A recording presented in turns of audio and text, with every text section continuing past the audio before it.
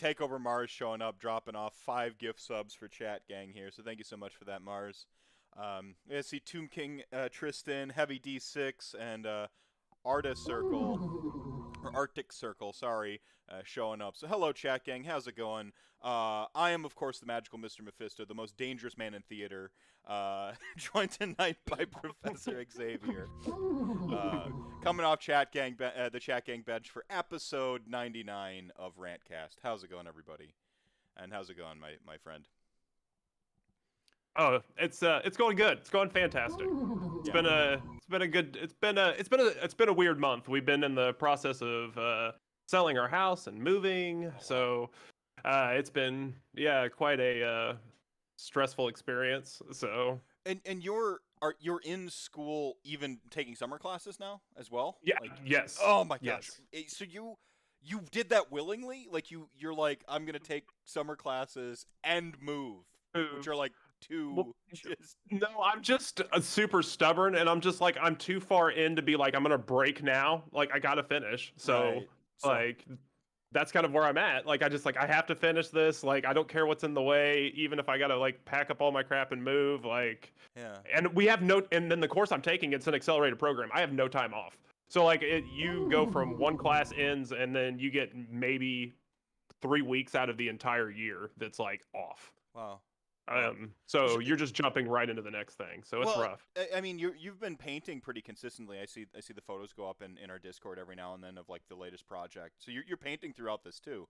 So you're just a grinder. You're just a person that's Yes, wired like that. I don't sleep. I'll sleep when I'm dead, kind of mentality. Right. So I deal with insomnia quite a bit, and so in those processes, I end up filling that time with mindless behavior, like painting and things like that, to try to make me go to sleep. But ends up inevitably, I just end up getting a lot of work done in that time instead of going to sleep. So See, I'm the opposite type of insomniac. I just like check out. Like I'm awake and I'm present, but like I go totally mindless, like mind numb. But like that's where like I fall into like YouTube holes and I learn a bunch about like what was it, like rope works one time. Like I just one time I'm just like, now I'm in a YouTube hole learning about like rope and rope tricks, and I'm like, I have no interest in this. It was because I was like working on writing my book, and like you stumble down a rabbit hole, well, I and then had to next thing figure you out know, like the type of knot that was used in the scene, right? Like where like I'm like this character would know what type of knot is being I had tied. to see this. I had to see the snake bite the guy, right? Right. like, And then I'm just like, I guess that's what I did for 4 hours, and then like it's 4 a.m. I'm like, okay, I should try to go to sleep now, and then of course you go to bed and don't. See, and I think you're gonna teach me something today in this episode of Rantcast. uh, I am a mantic. Yes, I am a mantic. I guess yeah, I am a mantic insomniac. Like I like to be productive if I can't sleep. Um, Yeah. Yeah. so yeah, so that's Well, can I ask how long you've struggled with insomnia? for about 4 or 5 years now. 5 years. Yeah. Um, but it's mainly and it's weird. Like I'll go weeks where I sleep just fine.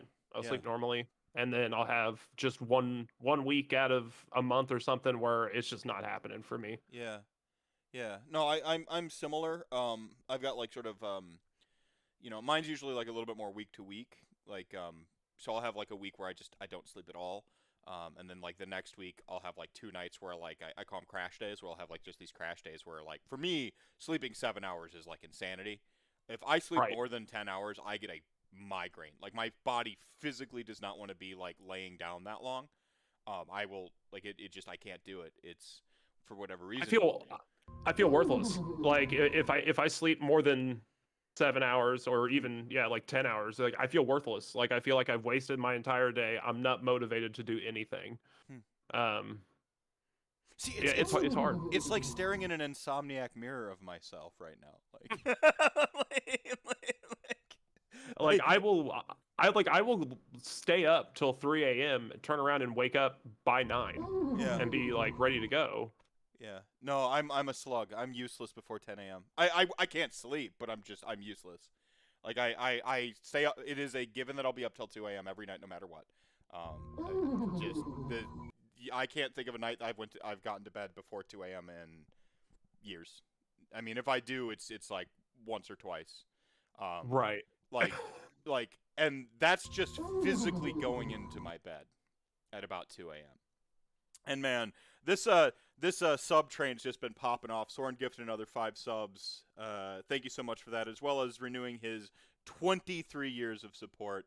So Oh thank you my so God. much with that tier 3 sub. Thank you so much, Mad Lord Soren is a Soren. legend. Yeah, he He is a is. straight legend. Yeah, yeah, yeah. I mean, he also a prolific hobbyist as well. So Oh yeah, love Soren stuff. there is just a wealth of talent in our own little like tiny circle of the internet, where Yes. it's and that's why I like to showcase some of this this talent that like we don't have huge Instagrams necessarily, and not everyone's making videos, but I think it's important to show off a range of hobby, especially when you have like newer comers to the hobby feeling like Yes. And intimidated. Go ahead. and I feel like with the pandemic, especially, the surge in the hobby has like grown exponentially. Um, I've seen a lot of people that I've never would ever thought about getting into painting models or getting into wargaming, anything like that, that are just like, you know what? Yeah, sure, I'll get into that. Yeah, But, yeah.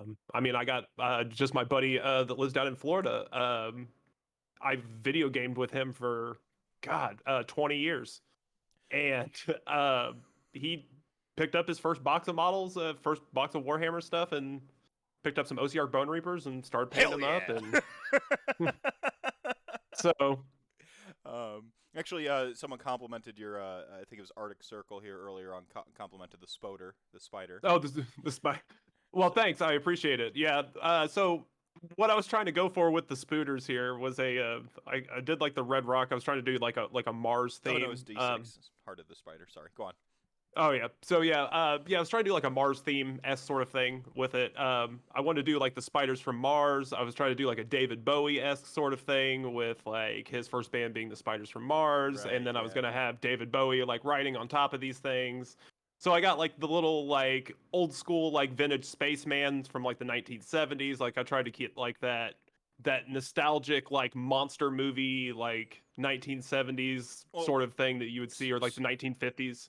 well, like you get the super classic, like sort of like xenomorph eggs too, Yes. like yeah, spider eggs, but like also they homage like the xenomorph eggs too, and Yes. so it's pretty gnarly.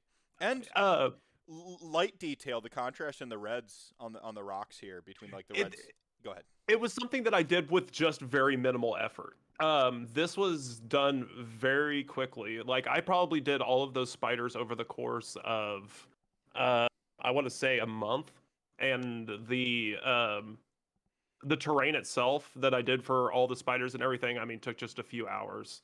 It's really pretty quick, and like the amount, what I was trying to do was experiment with black and like just because I never really messed with black really in any of my models. I always mess with bright colors, and Black that is was kind of tough my because it sort of becomes like this negative space, this like blob, like yes, even like well painted black. So you almost have to paint not black, like a super dark green or a super dark. If you're going for on the warm spectrum, you want to go super dark yeah. green, or on the cool spectrum, blue, obviously. So what was your approach then for So experimenting with so black? so my approach for this was like, okay, I'm gonna hit this guy with a butt with black, and then we're gonna try to dry brush all of his features out, and we're gonna try to manually highlight all of his features out to like really bring him to life while still keeping like that's by just using that single color and trying to do as much as we could. And actually, yeah, just manually highlighting and just adding just minimal breaks of color in there really just does pretty good wonders for black.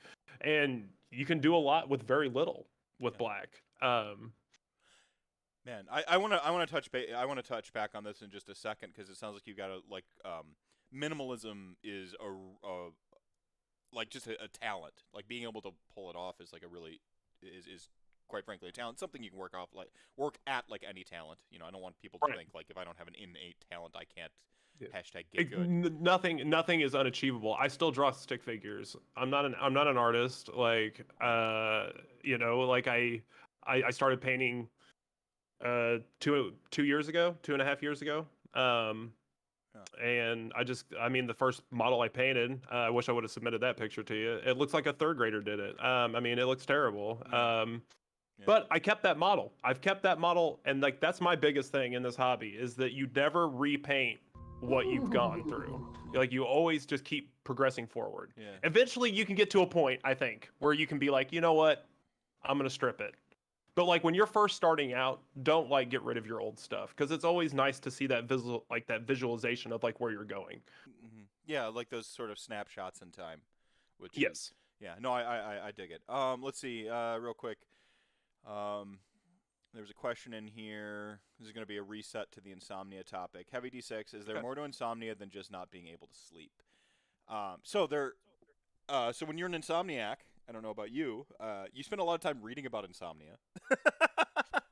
Yes. um, You you read about it, and the best way that I can describe it is that it's not that you can't sleep. It's a little bit deeper than that. It's like your brain just doesn't shut off. mhm. Like you're processing thought constantly, and like you're processing thought so rapidly from the entire day that like you can like I don't know any other way that you like it's things that we do subconsciously, but like as an insomniac, you can feel it. You can see it. You can literally see you breaking down every thought, every idea for the entire day. Yeah, yeah. The internalization is off. Stress.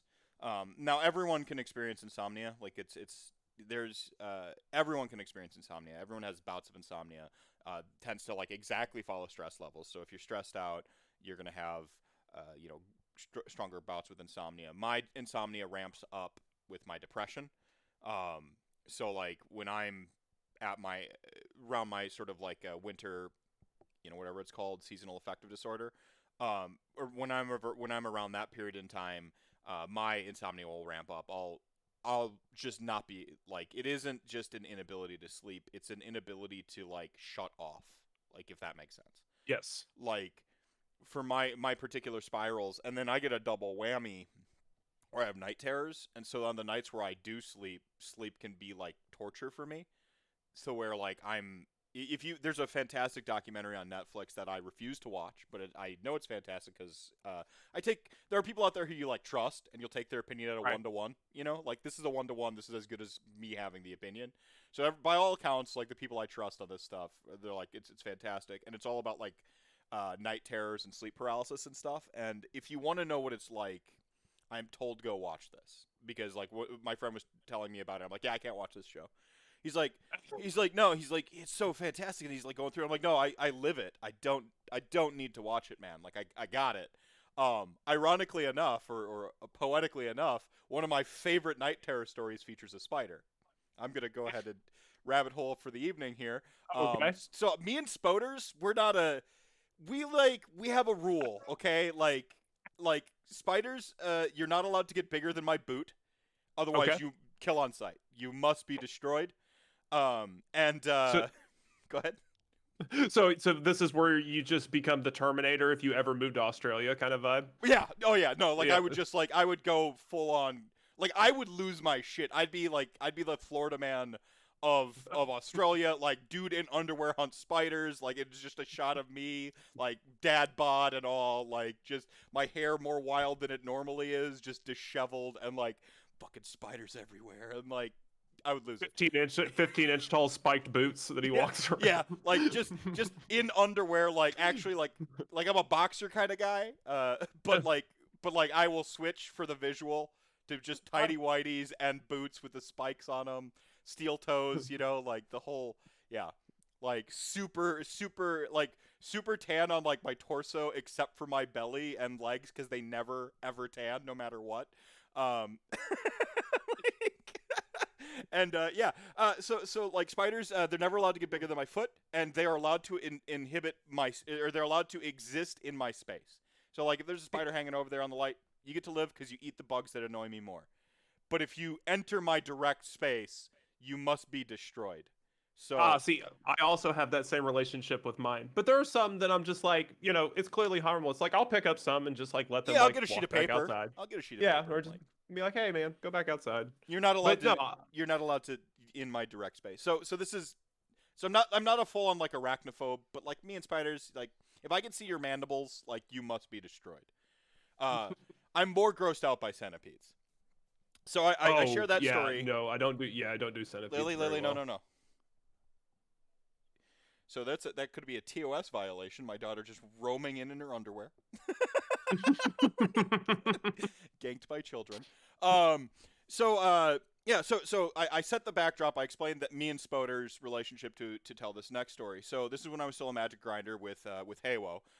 In his Okay. early days of Magic grinding and kind of the twilight days of mine. All right, so I'm falling out of it as he's getting into it, and we're going we're road tripping with our team, right? So you usually have a Yep. bunch of people. We go to, I believe this was GP Indy, Okay. Grand Prix in Indy, and this would have been like the mid aughts or early teens, somewhere between like probably like 2010 ish, around there, like somewhere around there.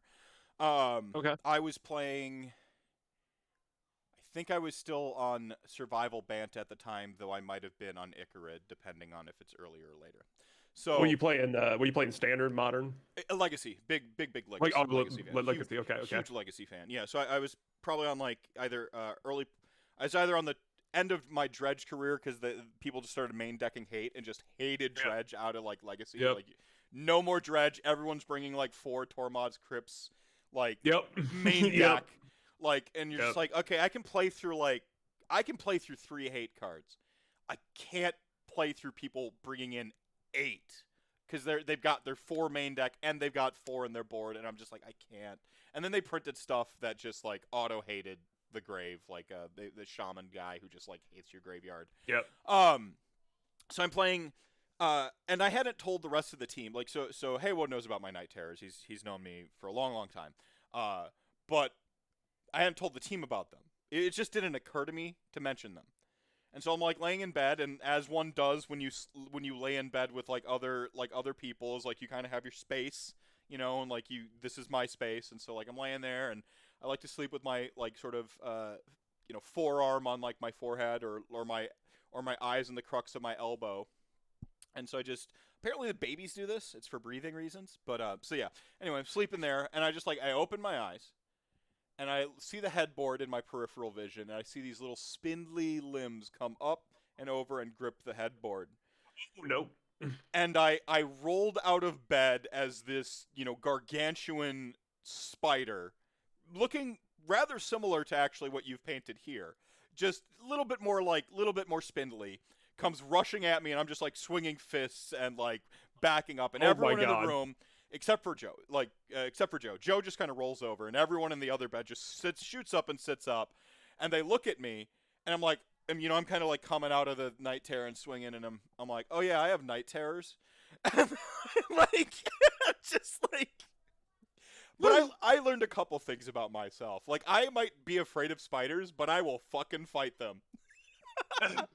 Like, so my fight or flight response is like, I'm proud Oh of it. my god. I'm proud of it.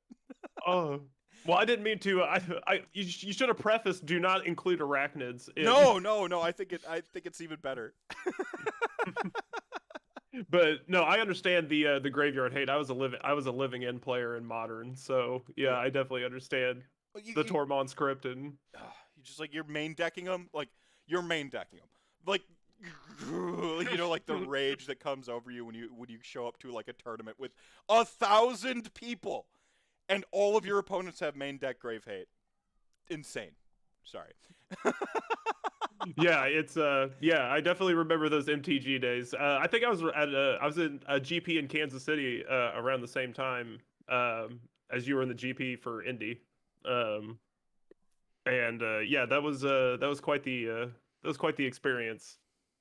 Um, and that was like towards when I was falling out of Magic too. That was towards my downswing of Magic as well. Well, what ended up happening is I found my absolute favorite deck I have ever played, and it was Survival Bant, right? And it was just the Yep. most fun. It had a combo finish, like it had like a little land toolbox because you could survival for a night of the reliquary into like grabbing some stuff. It had a I had a loyal retainers combo with Emrakul in there, and like it was just my absolute favorite deck. I beat lands with Rafik, swinging with a a 0-1 noble hierarch under an ensnaring bridge that went like into an 11, an 11-12, just like because lands like creatures with power or power greater than your hand Greater than size can right. attack, and 0, so he's got no cards in hand. Noble hierarch is 0-1.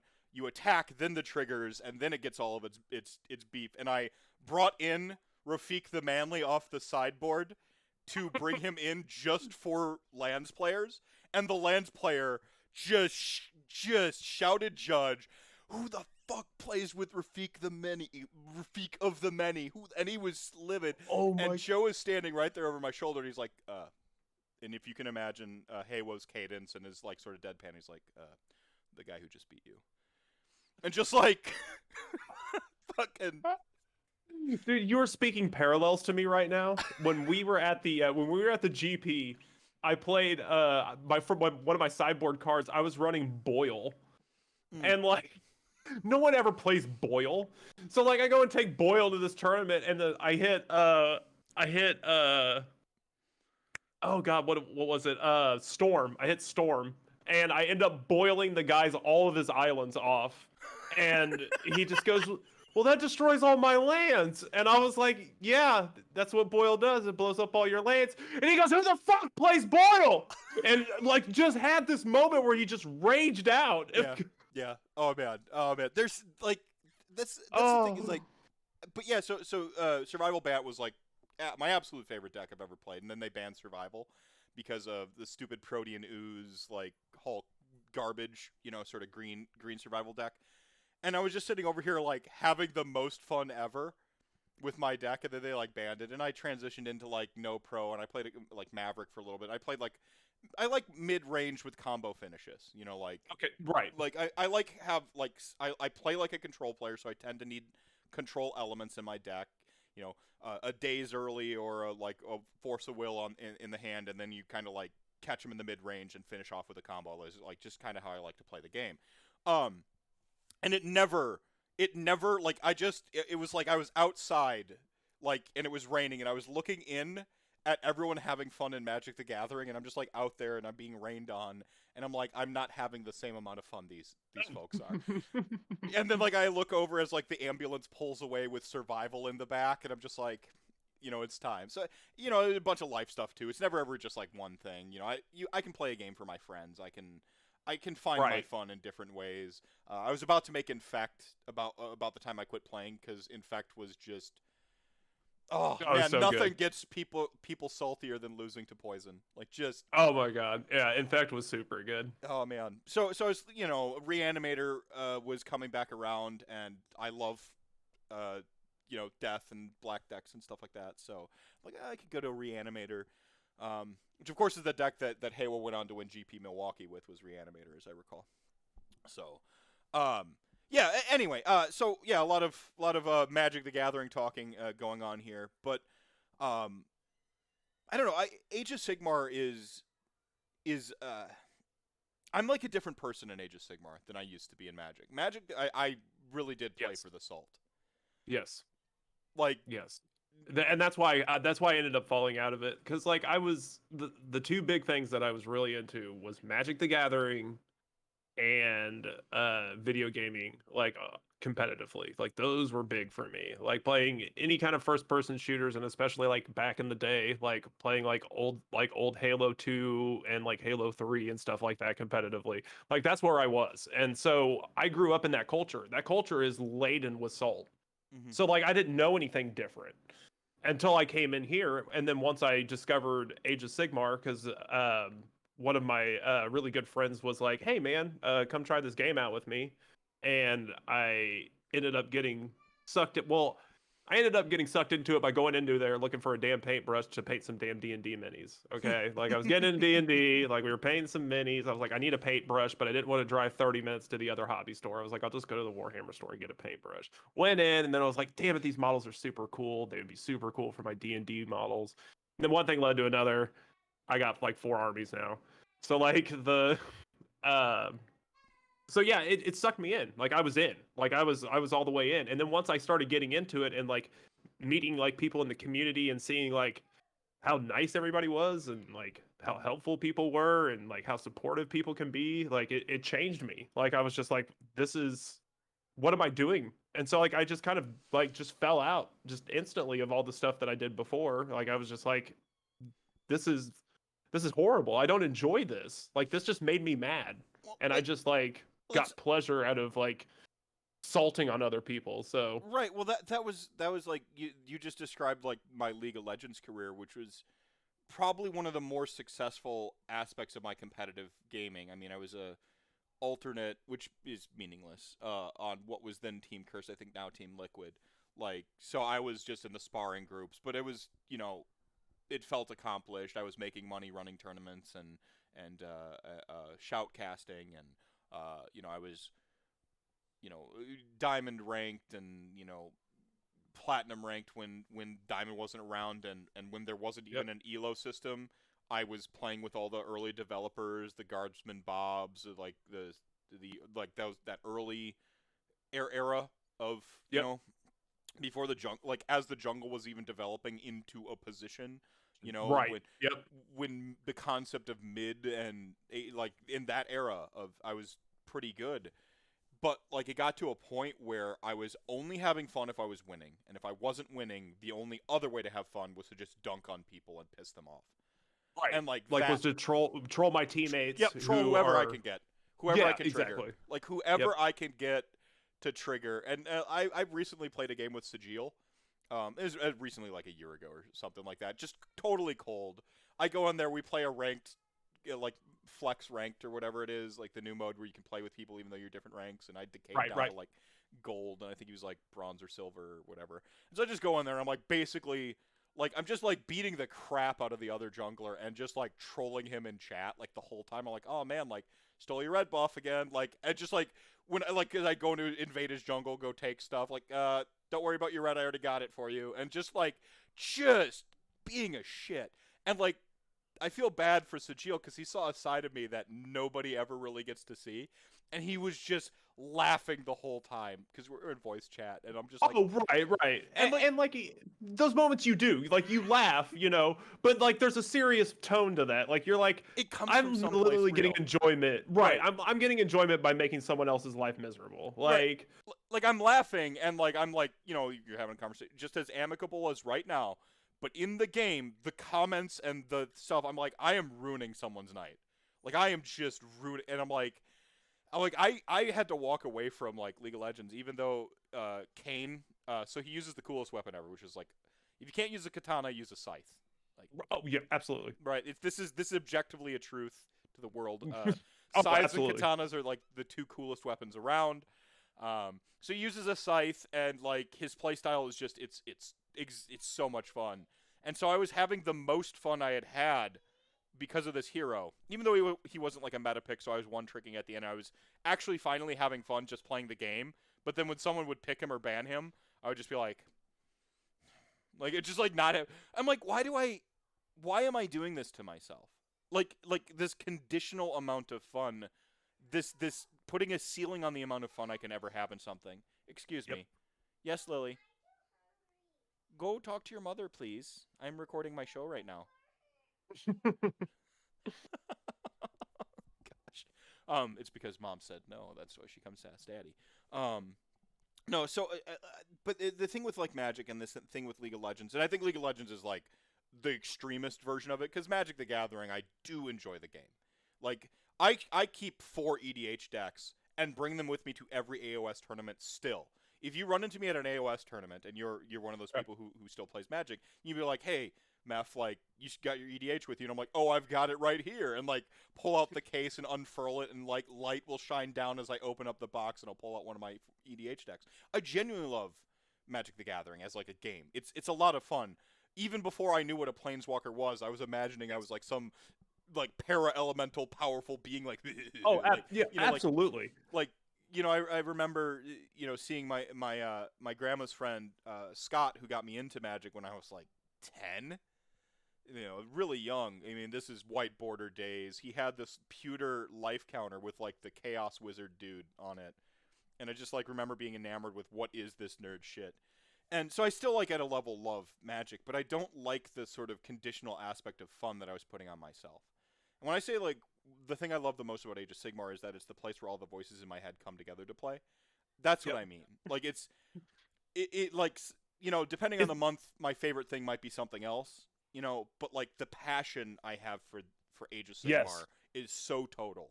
It it's unrelenting. right. Like and especially for e- e- especially for me, because I was that same way with Magic too. But the big thing for me with Magic was that once you started kind of seeing through the cracks of Magic, that's when it kind of went downhill for me. Hmm. Of course, my dog's gonna bark now. No, it's all right. I've been ganked by my but daughter twice. We're good. but the the thing with Magic for me was it was the when you started seeing that like they were just making cards to get you to buy them, and then they would turn around and they would ban them. Like when bans started becoming kind of like a flavor of the week in Magic, that's when I kind of started falling off for me. Interesting. Because like you never could, they started capping your own fun, like you were talking about. Like all these combos and things like that, you'd be like, these are great. Like I had one buddy that went through 4 different decks in 3 months because they just banned the deck, and then you had to go buy something else, and like that's $400 each time, and Yeah. then then it's Well, worthless. I mean, part of my So my tolerance, I think, for Age of Sigmar is a lot higher than what seems to be the community norm. Like I feel like I'm that James Franco first time meme a little bit. right, Whenever someone complains about something in Age of Sigmar a little bit, because I'm just let me tell you, young whippersnappers, what it was like in my day, like right. playing Magic Put the it Gathering, living and dying by the ban list month to month. At right. least at least you get Do you, 6 months before the FAQ underwhelms you. do you want to see my book of grudges? My GW book of grudges? Yeah, yeah.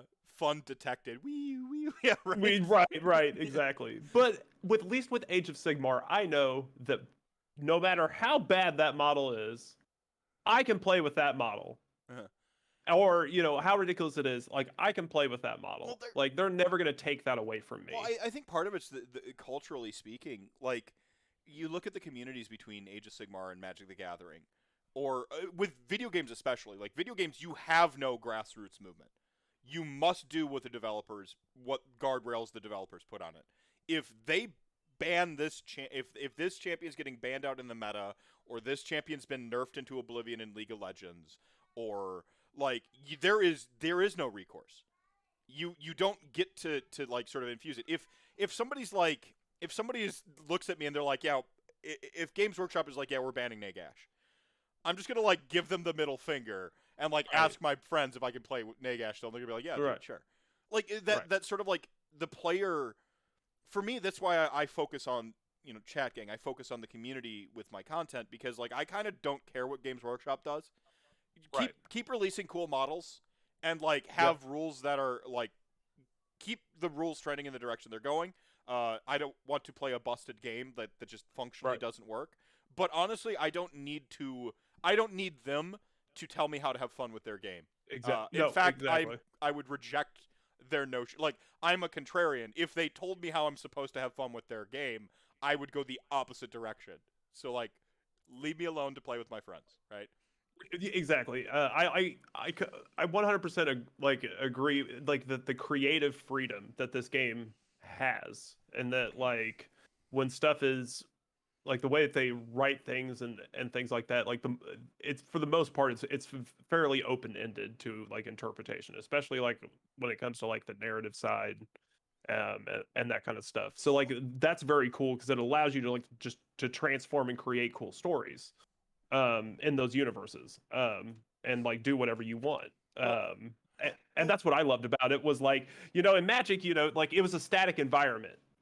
So like, I'm playing on a table, I got my play mat, like I'm drawing X cards, I'm getting it's a very this. linear Well, experience. right, it's a very linear experience. Whereas like this was just so much more. Like there was so much more. There was like the terrain, the battle plan, the armies that are being played. There's just so much, like so many more factors to Well, consider well, when playing the game. Well, it's like in Magic, you get to the point where like you're at a 60-40 or like a like a blowout 80-20, you have no chance of beating this deck, right? Right. Like Exactly. you literally have no chance of beating that deck. Like Exactly. you have less than a snowball's chance in hell. If you walk into, I was playing this is Dredge. I tend to call it Icarid because it's the nomenclature that it was popular as I was playing it, and then Dredge Right. became the ubiquitous term for the archetype. So I was playing Dredge.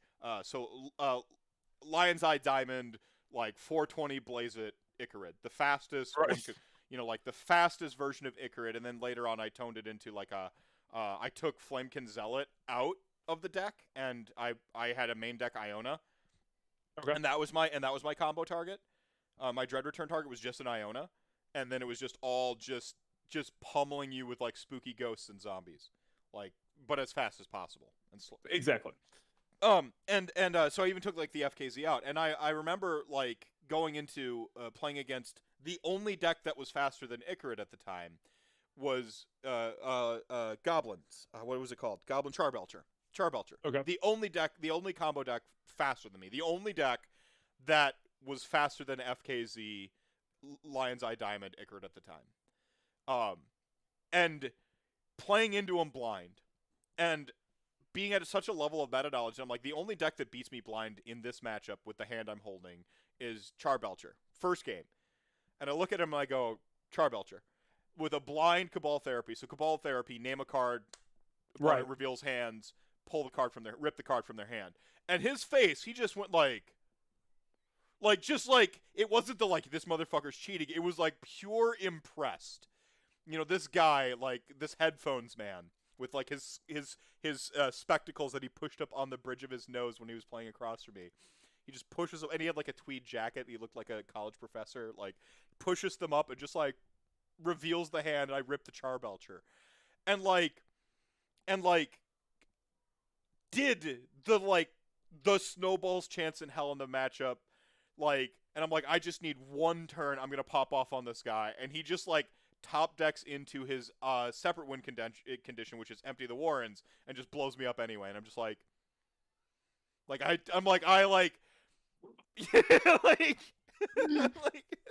and that's the thing, is like you have such a like in Magic the Gathering, like you can get land screwed, you can mill into oblivion, and you can have some just bad top decks, but for the most part the matches, especially in a three game format, like they tend to play out who should win tends to win. The skill, Yes. you have to get to a requisite level of piloting the deck, and then you play the cards, MTG talk, lucky never got in. Yeah, sorry to put you to sleep, my friend. But with Age of Sigmar, like there's two factors. The player skill level is a little bit lower than an MTG or other competitive stuff, just through the nature of the game. It's a time sink. Yep. It takes a lot of time to grind games and get better. And the other factor is the sort of three-dimensional play, and it's a lot easier to go if than ABCD if you have this card than play, right? And when you're in three dimensions, it's a little bit harder to like internalize that and learn that all. So like the player base is a little bit lower, which makes you feel like if you're a better player, you have a better chance. And this has been corroborated by JP Janis's list bot math, comparing like player skill levels and stuff like that. He's corroborated this premise here. So skill level actually tends to matter a little bit more in AOS. And then the other factor is like, because it's played in three dimensions, because it is more random than just your top decking, like shuffles and stuff like that. Like statistically speaking, the way like math tends to seed out with a 60 card deck, I mean it's a lot more consistent than literally random ass dice. Like dice are supposed to bell curve out. They just don't work that way because dice aren't truly random.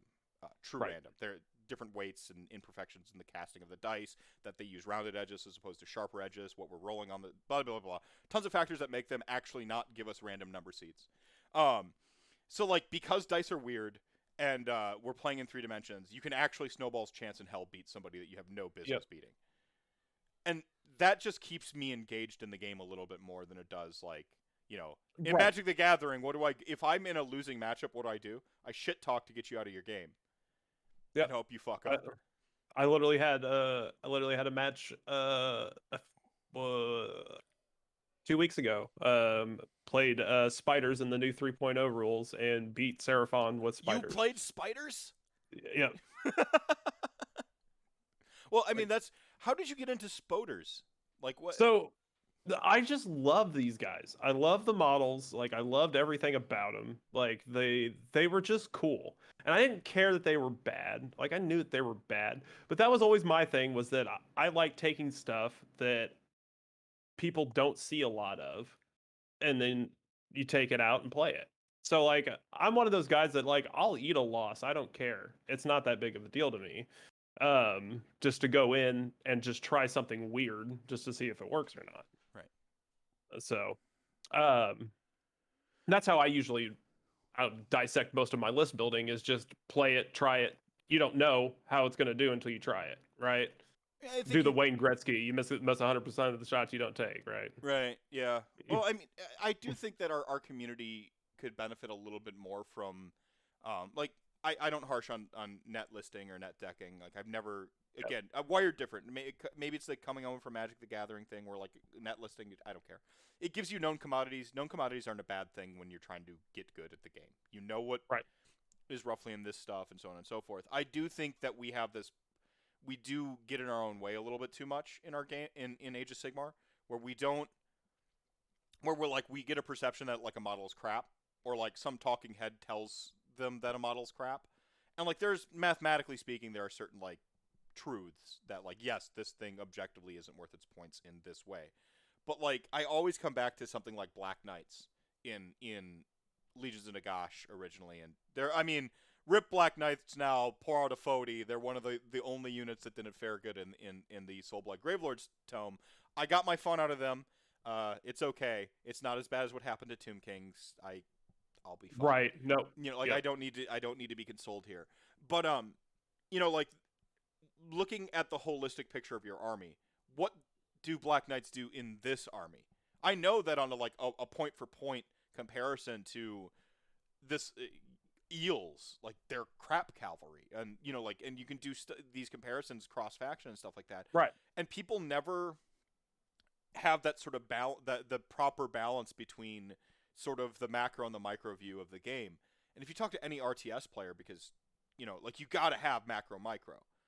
We're playing a real time RTS, Right. real even though real time is RT. Sorry, we're Yeah. playing a live RTS when it comes to Age of Sigmar.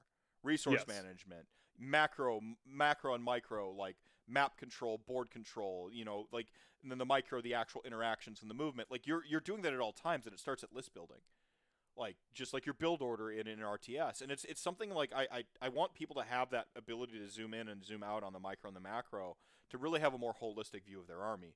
Um, and there's so many great conversations going on in Chat Gang right now. Like I want to like reference each Yeah. one of them. Um, but we got to talk about hobby too. So we'll see if we can do this sort of rapid fire version. Hotspur, thank you so much for resubbing. 15 years of supporting me. So thank you so much for that. I it's come up a couple times with Tomb Kings. I mentioned that you know, if they ban out Nagash, you know, I was maybe being flippant. I'm used to playing, getting the things that I love taken away from me. Ayo, I'm a, you know, no. Like I can find a way to have my own fun, and I think in Age of Sigmar, when you do have a hobby game, you're enabled and empowered.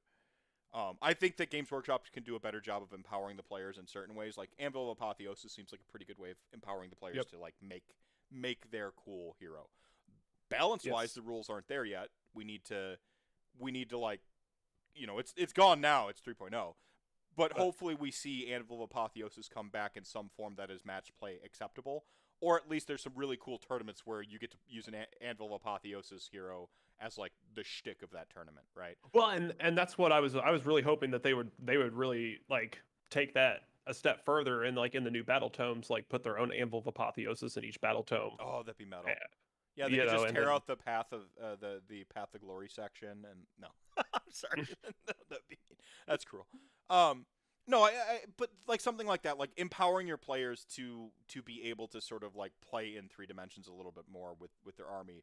That's why the FAQ came out and they said something about like proxies, and I think Haywo did a good job of this, like where they answered proxies, and he's like, of course.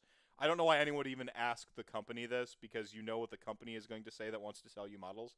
They're going to tell you no proxies, but I'm like, okay, so the proxy thing is like something I expected. Like, of course they're going to tell you don't proxy. They're going to want you to buy the thing that it's supposed to be. Um, there's 2 problems with that answer that they gave in the FAQs. The first one being that some of their models aren't available. You have no Yeah. you have no recourse but to scratch build or proxy. Like, so that's a dumb answer to that FAQ on the surface level. And then the second one is they said paint schemes, and they specifically targeted with like the hammers of the hammers of Sigmar or whatever. And they're like, Oh yeah. if my army's painted like hammers, blah, blah, blah. And I'm like, fuck you. Right. Like, it just to the moon. You will never tell me or anyone in this community how to paint our models. Hey, no, never. And you will and I 100% at the GW events that I will never attend, at the local events that I'm going to attend, the TOs are going to be like, it's fine. Right, and that's where this player empowerment, this grassroots thing that I love talking about in Age of Sigmar is so pertinent.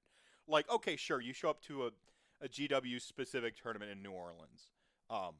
You might not be on the you're probably not going to be on the camera on stream, but I bet you they still are going to let you in there if your paint's like if you're playing Hammers of Sigmar and they're not painted as Hammers of Sigmar. Like I almost guarantee it. That would be Well, and go on.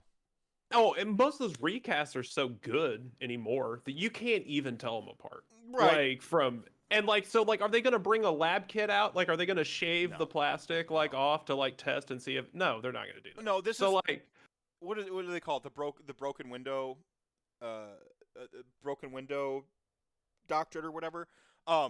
You set the line. Like people don't go around breaking windows like as a rule. Like it's just not like right. usually a thing. So you have to say like don't break windows because you're saying where the line is of things that you find acceptable. Because if without setting a line at all, people will keep going and going and going to find a line. So you have to tell people where the line is so that they know roughly where to stop. And I think that's really what it is. It's called the broken window paradox, the broken window. Somebody in chat who's smarter than me. It's called like it's got a broken window rule, the broken window paradigm, something like that. I know it's broken window something.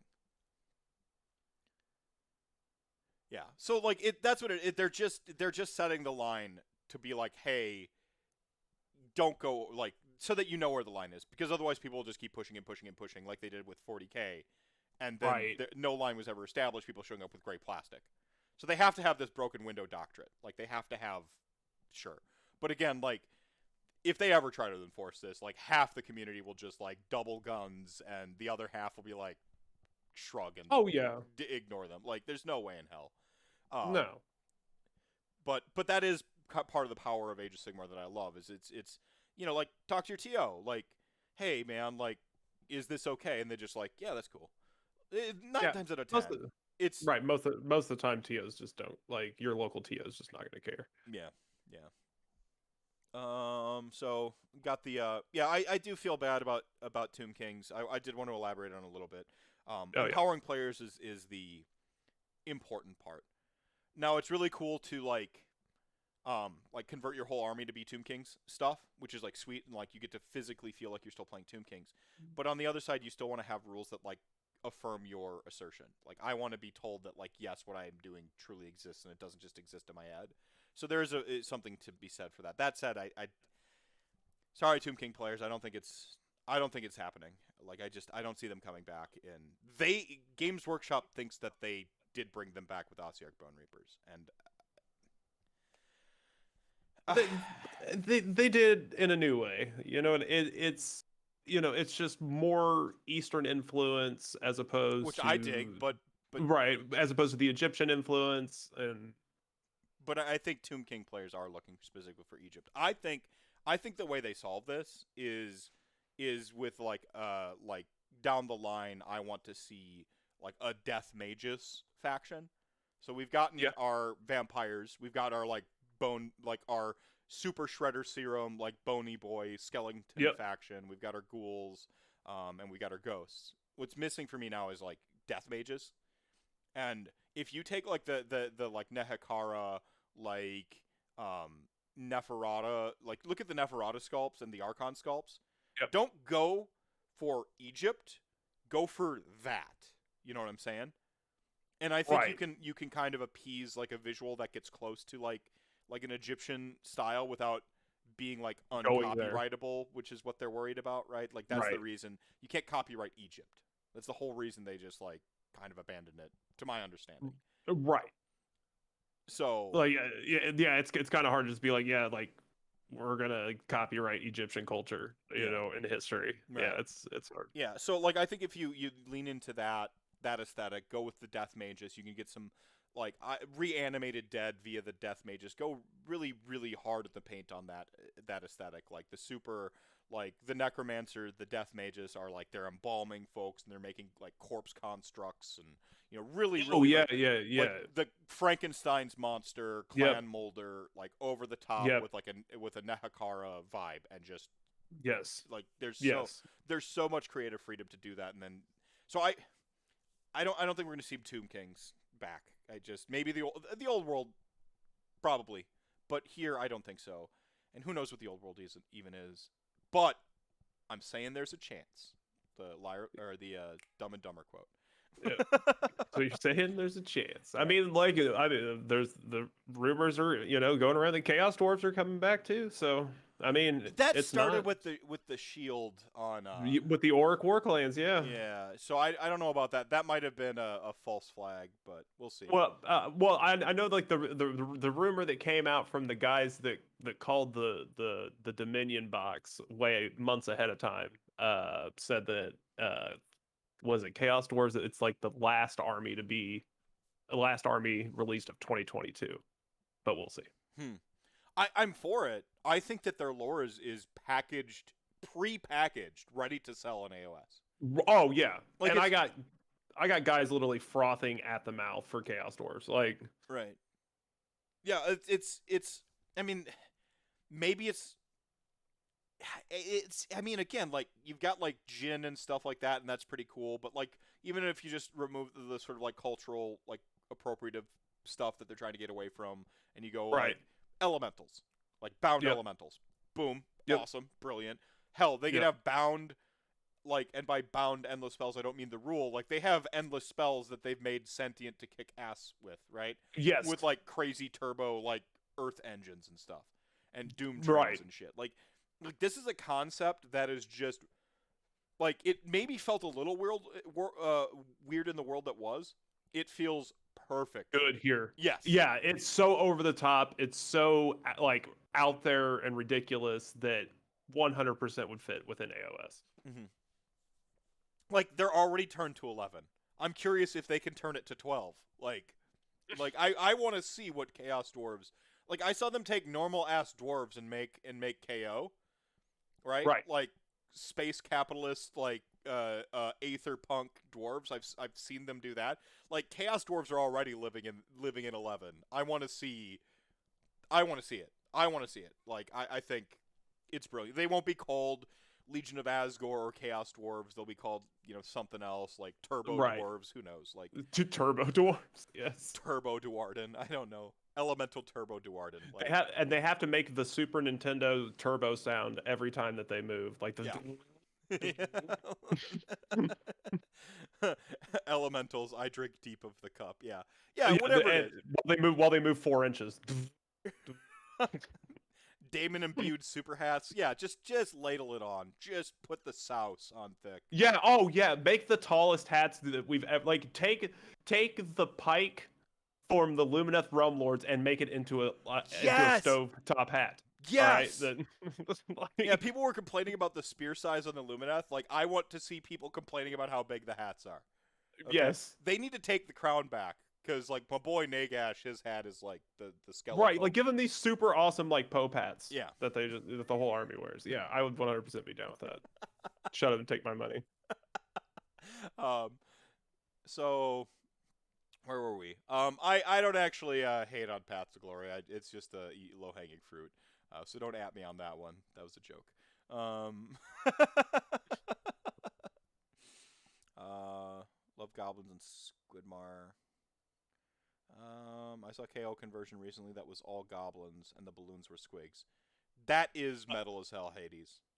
Yeah, I've seen that. That is actually a awesome army that guy. He even like went and like hand painted like the little um like back in like World War II when they had the pinup girls that they would paint on the side of the planes and stuff. He had those, but they were goblins, like they're like sexy goblins that were like on the. It was ridiculous. Oh, I saw. Love. I've seen some like some sexy Pope skeletons lately. Um, like Laura Pegastrix has like the OG uh like YOLO solo Nagash. He's got the lean and like the staff over the back. And I saw someone on Twitter just did a like Nagash walking with a scythe, and I'm like I'm planning a heist. I'm gonna go steal that guy's mini, or convert one myself. But I'm stealing the idea. I'm heisting the idea. So metal.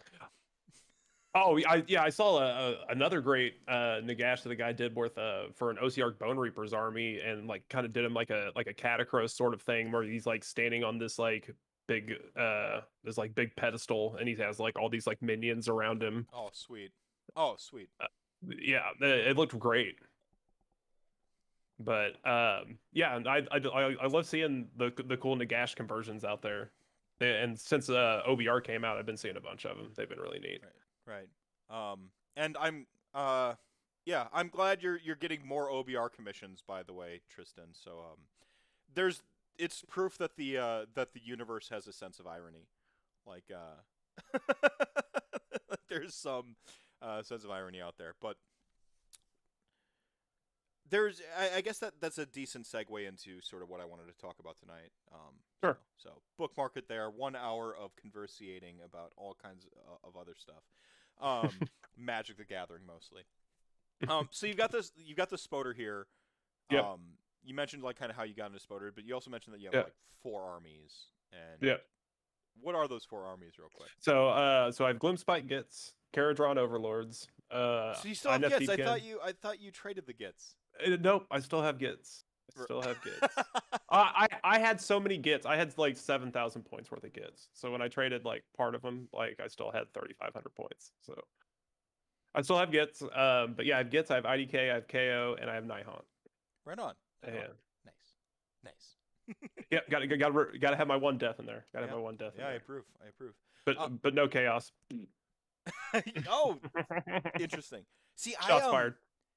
See, I traditionally don't play order stuff. I think it's pretty well known that it goes back to like not a misspeak, Warcraft. Like in Yes. Warcraft, I couldn't play the humans. Couldn't play them. I hated them. For the Horde, baby. It's all about the Horde. For the Horde, exactly. For the Horde. Now I did conform to playing Alliance because all my friends went Alliance, and but I was begrudgingly playing my like Edge Lord Elf the whole time, being like, but no, like when I Warhammer Fantasy Battle, like I played Undead, hashtag like army book Undead, right? And Vampire Counts came out. I switched to Vampire Counts because that was what was out. I didn't have the option to play Tomb Kings. By the time Tomb Kings came out, I think I was in freaking college. They delayed that release so long, and by that time it was 40K was what I was playing. But the other two battle tomes I owned was Skaven, which my surprise when I came back to the game and Skaven were chaos, I was just like not that it wasn't like that it was out of nowhere, because like they were certainly chaotic, but for me they were more like they're based on like Black Plague rats, like from the bubonic plague era in history in England, which makes total sense, by the way. Like culturally speaking, like England got hammered, right? Like 50% death rate or something. Like of course this is like a cultural scar. They see rats, they think Skaven. Like that would be like the sort of thing that would be born of thoughts like that. And for me, that almost felt more like a force of nature or destruction, right? And they're like, oh no, they're chaos, and I'm like, okay, warp and warpstone, right? Okay, I take that back. Okay, so I don't like chaos minus Skaven. because Skaven is an army that I would like to start at some point. But with that being said, I do like I hold the same regard. Same with Beasts of Chaos. Like I feel that they're just more of a destruction army. For a brief window there, when Kragnos was being teased, I was like, maybe Beasts of Chaos are becoming Beasts of Destruction. Shit, right? You know, like maybe. Like I had this little kernel because he looked like he could have been a Centaur, right? And Right. like for a moment, I was like maybe. I see. I like the reason I like Beasts of Chaos in Chaos just fine is because it's the Conan the Barbarian thing. Like where he's got that scene where he's playing to Crom. He's like, never ask you for anything. If you don't help me now, to hell with you. Like he's got that whole like, and for me that's Beast of Chaos. Is they're just always Right. giving that speech, you know. Like they don't care if Chaos actively, they're just gonna do their thing, and if Chaos participates, then metal, and if not, whatever. So I was Right. kind of like that, like sort of anarchistic, like, you know, existing outside of the Chaos system, but being kind of party to it because they can't not be. Um, Right. so there's those two. Um, and I then always looked at like the destruction, like the way I looked at destruction was always like the wild card, right? Like their whole premise is just to fuck shit up for everyone else. Like, right, and that's why I always looked at Skaven.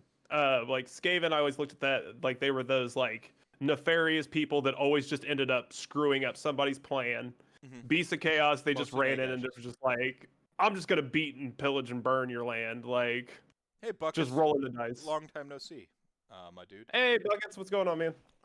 Yeah. So and then the other one I owned was Dark Elves, um, because Malice Darkblade was a smooth pimp. Oh yeah, Come on, yeah, absolutely. like he had a purple cape and everything. At least the model I painted did. Like, yeah. Yeah. I mean, those are the things, but those are all like the what would I have thought would have been not order. And so like I show up and it took me a little bit to wrap my mind around like the Grand Alliance thing.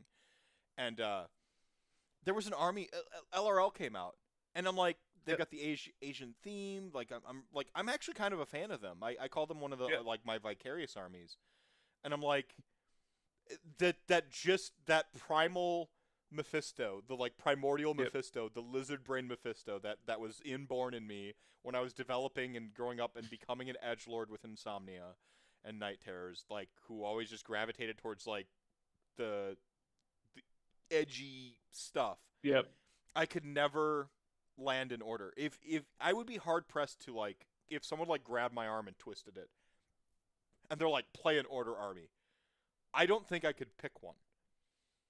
Like See, for me, it didn't. So when I first got into the hobby, I was all about death and destruction. Like that was it for me. Like I loved like Nighthawk and like FEC. Those were awesome. I loved Gits and I loved Oryx and all that stuff. And then as I started playing the game, reading the lore and started getting more into the lore, like I was like, I would never. And when I first got into the hobby, I was like, I'll never play the good guys. The good guys sound so boring.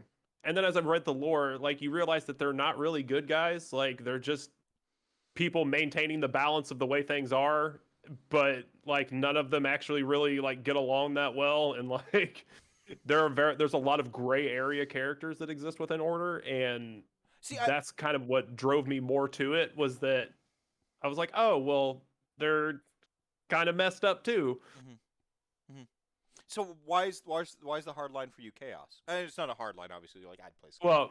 Well, chaos for me is just never. It was just never a thing. Like the demon shtick Okay. was just never You really a are thing for me. a dark insomnia mirror for me. Like you get the motivated insomnia. Like you're like, yeah, man, demons. I'm not jiving with them. Like demons are metal. Like I'm just saying D- in my head.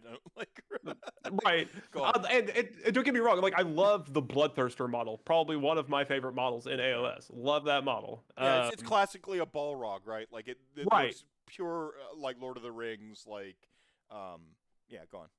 Oh, and my wife loves it. My wife has a Slaves of Darkness army. She loves chaos. She loves the demons. She loves like the Beasts of Chaos and like the weird Baphomet sort of like dark sort of Oh hell yeah. metal esque. Yeah, she loves all that shit. And so for me, You've you know, married well. yeah. Oh, like when we went, we took we did our 10-year anniversary or wedding anniversary to New Orleans, and like we spent so much time doing like voodoo tours and like down in like the voodoo shops, and Yeah. we went into this like Wiccan shop that she was like super into, and it was cool, like it was super trippy. Had like the like bats and like the shrunken bat or the shrunken human heads and That's sweet. witchcraft books, and yeah, Yeah. it was interesting. Yeah. But Yeah. So for a while there, like I shy, internet culture made me like shy away from like how much of an edgelord I secretly was the whole time, and I'm the category of 30 something. I have quit caring about how much of an edgelord I am perceived as. I'm like, nah, man. Like all of the like edgelord. I've got Dracula, Wolverine, freaking Revenant from Doom. Like all the edgelord on full display at all times. I don't care anymore. Imagine thinking, imagine people like just being worried about what people think of you, so they ruin your fun. Disgusting. Never again. Love what you love, chat gang. That's the life lesson. Love what you love and never be ashamed of it. So, but like but the big thing for me with like IDK especially was, and same with KO, was that there were these gray area, like they were order, they were good guys, but KO, they're greedy as shit. Like they don't yeah. trust anyone except themselves, like, and half the time they don't do that very well. And same with IDK, was like they're these soulless Shang Tsungs that live at the bottom of the ocean that like come up and just like grab souls when they need them. Like that's, well, that doesn't sound very good guy to me. Yeah. Hades, Death God. You're not wrong. Well, I mean, that's the thing, is they're not good guys. But I'd go a step forward. I think the only one that feels out of place is DOK specifically. Yeah. IDK are like tragic. Like Yes. they're soul vampires, yes, and they are most certainly edgelord and like pretty cool. But like when it gets right down to it, they're tragic. They aren't. Right. They're not choosing this life, right? Right. Like they have to, for the most part. Like they have Right. they're born with incomplete souls. They must do this. This is the sort of thing where like you'd make a comic book anti-hero who only steals the souls of like the people who deserve it, right? Like you can totally see this trying to do good, but you're a bad guy, right? Like in the Yeah, sort of absolutely. cosmic sense. Like DOK choose the murder life, Right. right? They are like, we are all about the murder. Right. And then from there, like I think of Order as more than like good. I think about it as humanity and the sort of like percolations of the sort of like the human condition and all the things we struggle with. Like that's how I think of Order. I don't like the take I keep seeing where oh, there are no good guys in AOS. I'm like, get out of here with that. This isn't 40K. If you want Right. its only degrees of bad guy, go play 40K. What do you get? I don't mean to be that dismissive, but Right. I do think Age of Sigmar very A specifically little bit more does complex than that. well, yeah, I Yes. do think it has good people and good stuff Right. going on in it. And I'm not actually Nagash is secretly good because if he wins then it's the real Ultimate Order. Like I'm not that guy. Right. It's one of those things where it's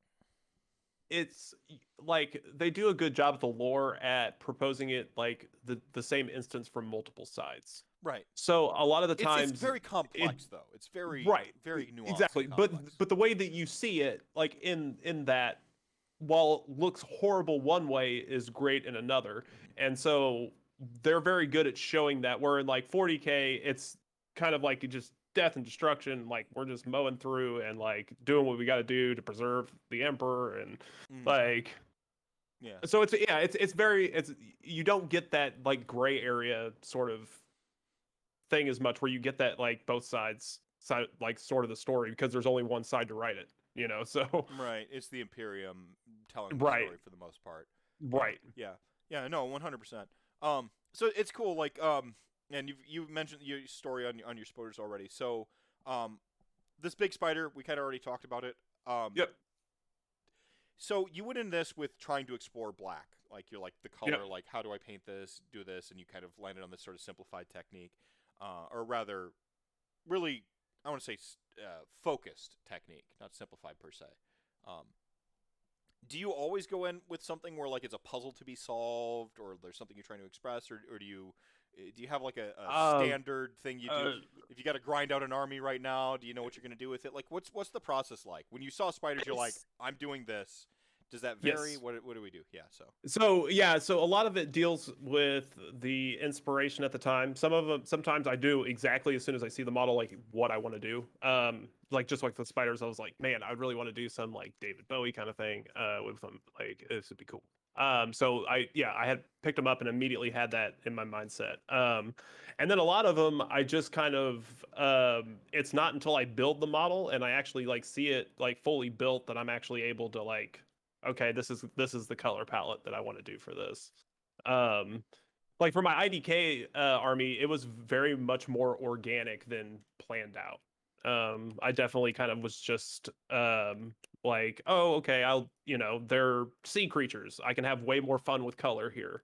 So I was way more interested in just doing different tones of color and having way more fun with my IDK than the than with the spiders. Because like with the spiders, like I said, I just wanted to go for something minimalist with them, and then do something a little bit more complex later on with IDK. IDK was one of those armies I didn't get until later on because they were one of the armies that I wanted to be a better painter before I started because I really liked the models for that army, and so I was like, I want to be able to do them justice. Um,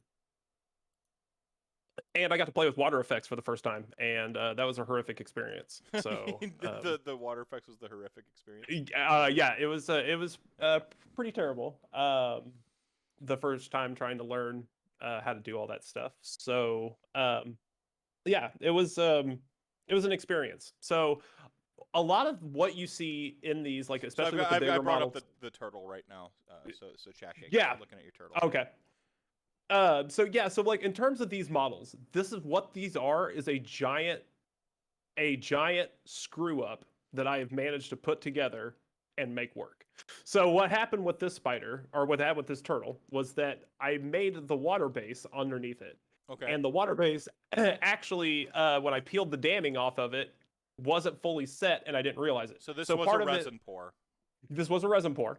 And then when I poured the resin, there was a giant air bubble in the side of it. And I mean a cave-sized air bubble. It was huge. And I was like, "Oh my god, how am I ever going to fix this?" And it went across the entire bottom of the thing. So luckily, I was able to take this thing like an Oreo cookie and just smash it down to the point where I could remold the resin again because the middle of it hadn't cured yet. Hmm. So I ended up able to do that and then do the water waves on top, and then was able to kind of like fix it and bring it back in. But yeah, a lot of this, especially like with the spider too, like I ended up screwing up a lot, and then it resulted in me like going back and trying to fix it, and then it resulted in me adding stuff on, and then it just kind of worked out. I look at myself as kind of the BioWare of model building and hobbying. Like I just go all the way to the deadline and then just do it, and then somehow it just works out. Like every. Like Ken Levine's or sorry, not Bioware. I was thinking Bioshock for a Oh, second there. Bioshock. Yeah, No, yeah. yeah, no. Bioware. Yeah, right on. Um, no. So you mentioned you sort of like styled and improv with like the resin pour a little bit, Yeah. but this is the thing Vince says, is the thing Soren says, is the thing a lot of like the better hobbyists out there that I know, they just do the thing. You know, Right. paint fearlessly, hobby fearlessly. I mean, that's really what you're talking about here. You Is like, you literally can have no fear in hobbying, and that's the thing, is that a lot of people will be like, well, I don't want to do that. I don't want to screw it up. I don't care. Like I got to learn how to do it. Like, and I got to start somewhere. So like that's always been my thing, is like just jump in, like get into it, do something, and you might get something cool out of it, right. and you learn a new skill. Like same with like carving the rocks and stuff for all the spiders. All that stuff was just me, just like, okay, I got to go buy some foam. I'm just gonna whack at it with an X-Acto knife for a couple hours, and we're just gonna see what we get. Right on. Right on. Um, so Like, yeah, I mean, like, watching some YouTube videos here and there helps, but like just going in there and just having the guts to do it is the biggest, I think, hurdle that people need to overcome, because it's really not that bad once you get into it. right. I mean, you always see the flaws in your work a lot more pronounced than other people see them too, which is the other thing. Right. Like you can look at this and see where like you like remember making that mistake and hoping people don't see where you covered it up or you painted over it or whatever. Yep. And the average person doesn't really Right. pick up on that stuff. They don't know where to look for it to begin with, right? Like Exactly. so if you had told me that like this resin pour isn't how you intended it, like I wouldn't have known. Exactly. And it's one of those things like where you're your own worst critic, right? You know, like you will always look at your work and be like, oh my god, it's so bad. I can't even, you know. But everyone else is like, I don't know what you're talking about. Man, it looks fine. There's so many details on this turtle too. I mean, this is the nuts. I had a lot of fun with him. He was a great model to paint. I will definitely paint another one.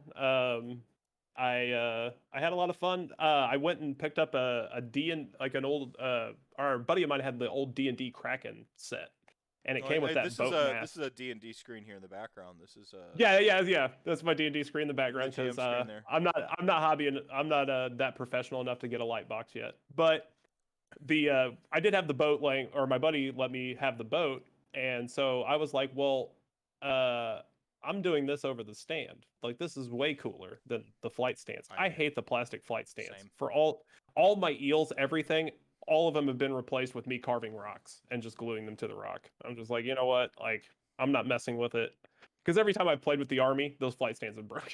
So I've never had something stay on the flight stand in the history of this game. so I made something just super thick that it stayed on and it wasn't going to move and Thick. um but the water waves are what's really the thing that people don't like. They're like, how did you do that? And it's the easiest thing that you do in the entire process is Hmm. water waves.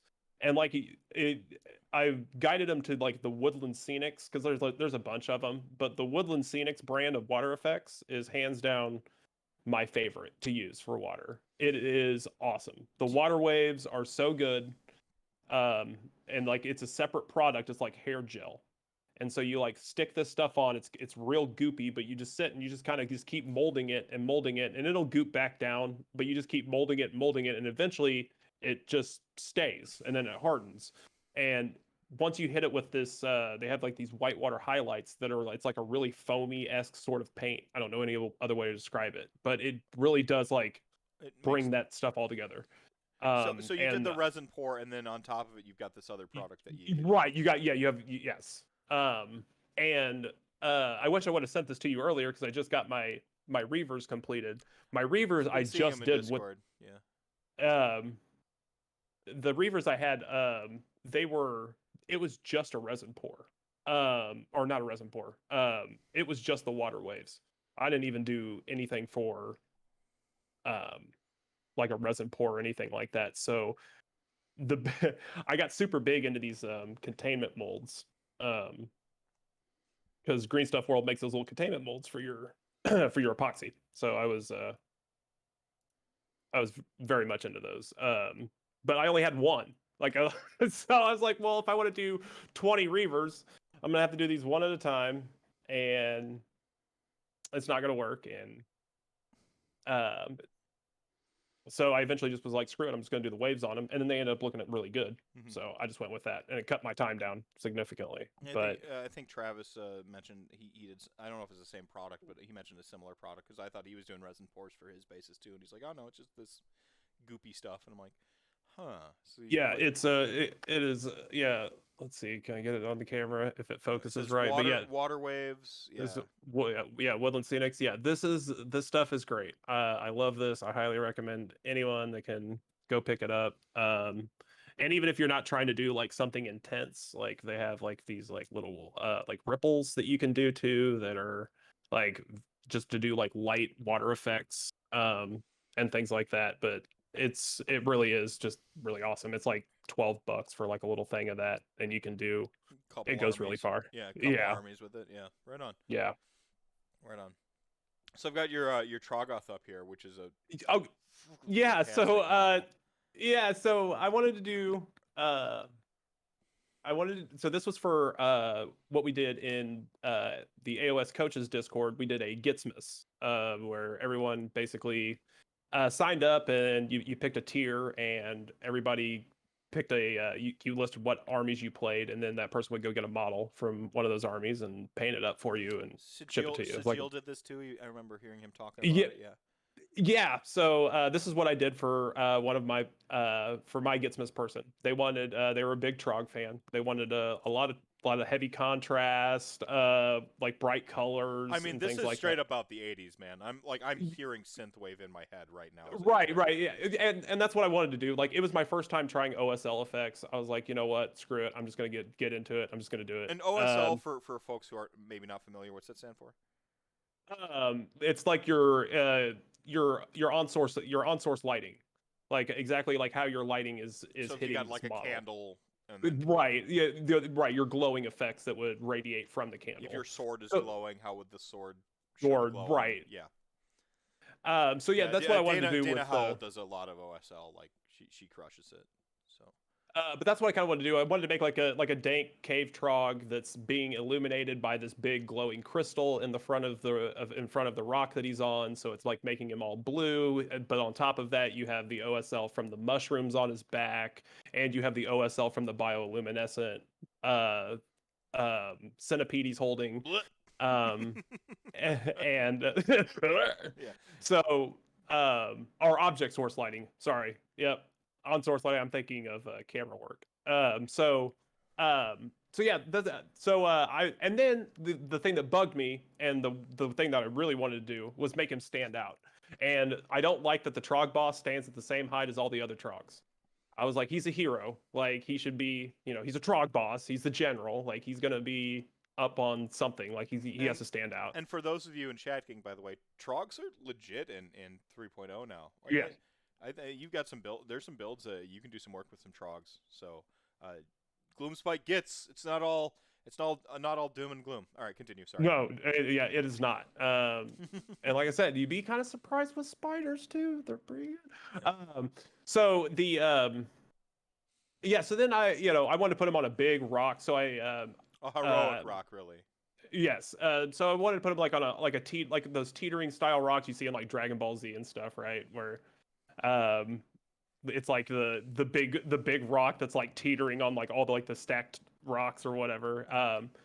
And yeah, so then I was like, you know what? Screw it. I'm gonna put a water feature on here. So this was me getting this done way too early because we had 3 months to paint this thing, Mm-hmm. and then it was me staring at this thing, being like, well, I finished it like the first month that I had it done. So now I got 2 Stupid months that I'm just insomnia gonna. superpowers. Yeah. So then I'm just like, all right, I want to add stuff to this now. So yeah. So first he was just on the base. Then came the rock. And then came the water effects, and then I was like, Well, it's okay, so I almost want to like do he's riding a rock that's been shot out of a geyser, like up, yes, and with the club, it's like he's being it's almost like wait for it, like he's like there's like a dragon or something coming in, and he's just like, like wait, and then he shoots up, and then he's gonna bonk it, like this is yeah. But yeah, that's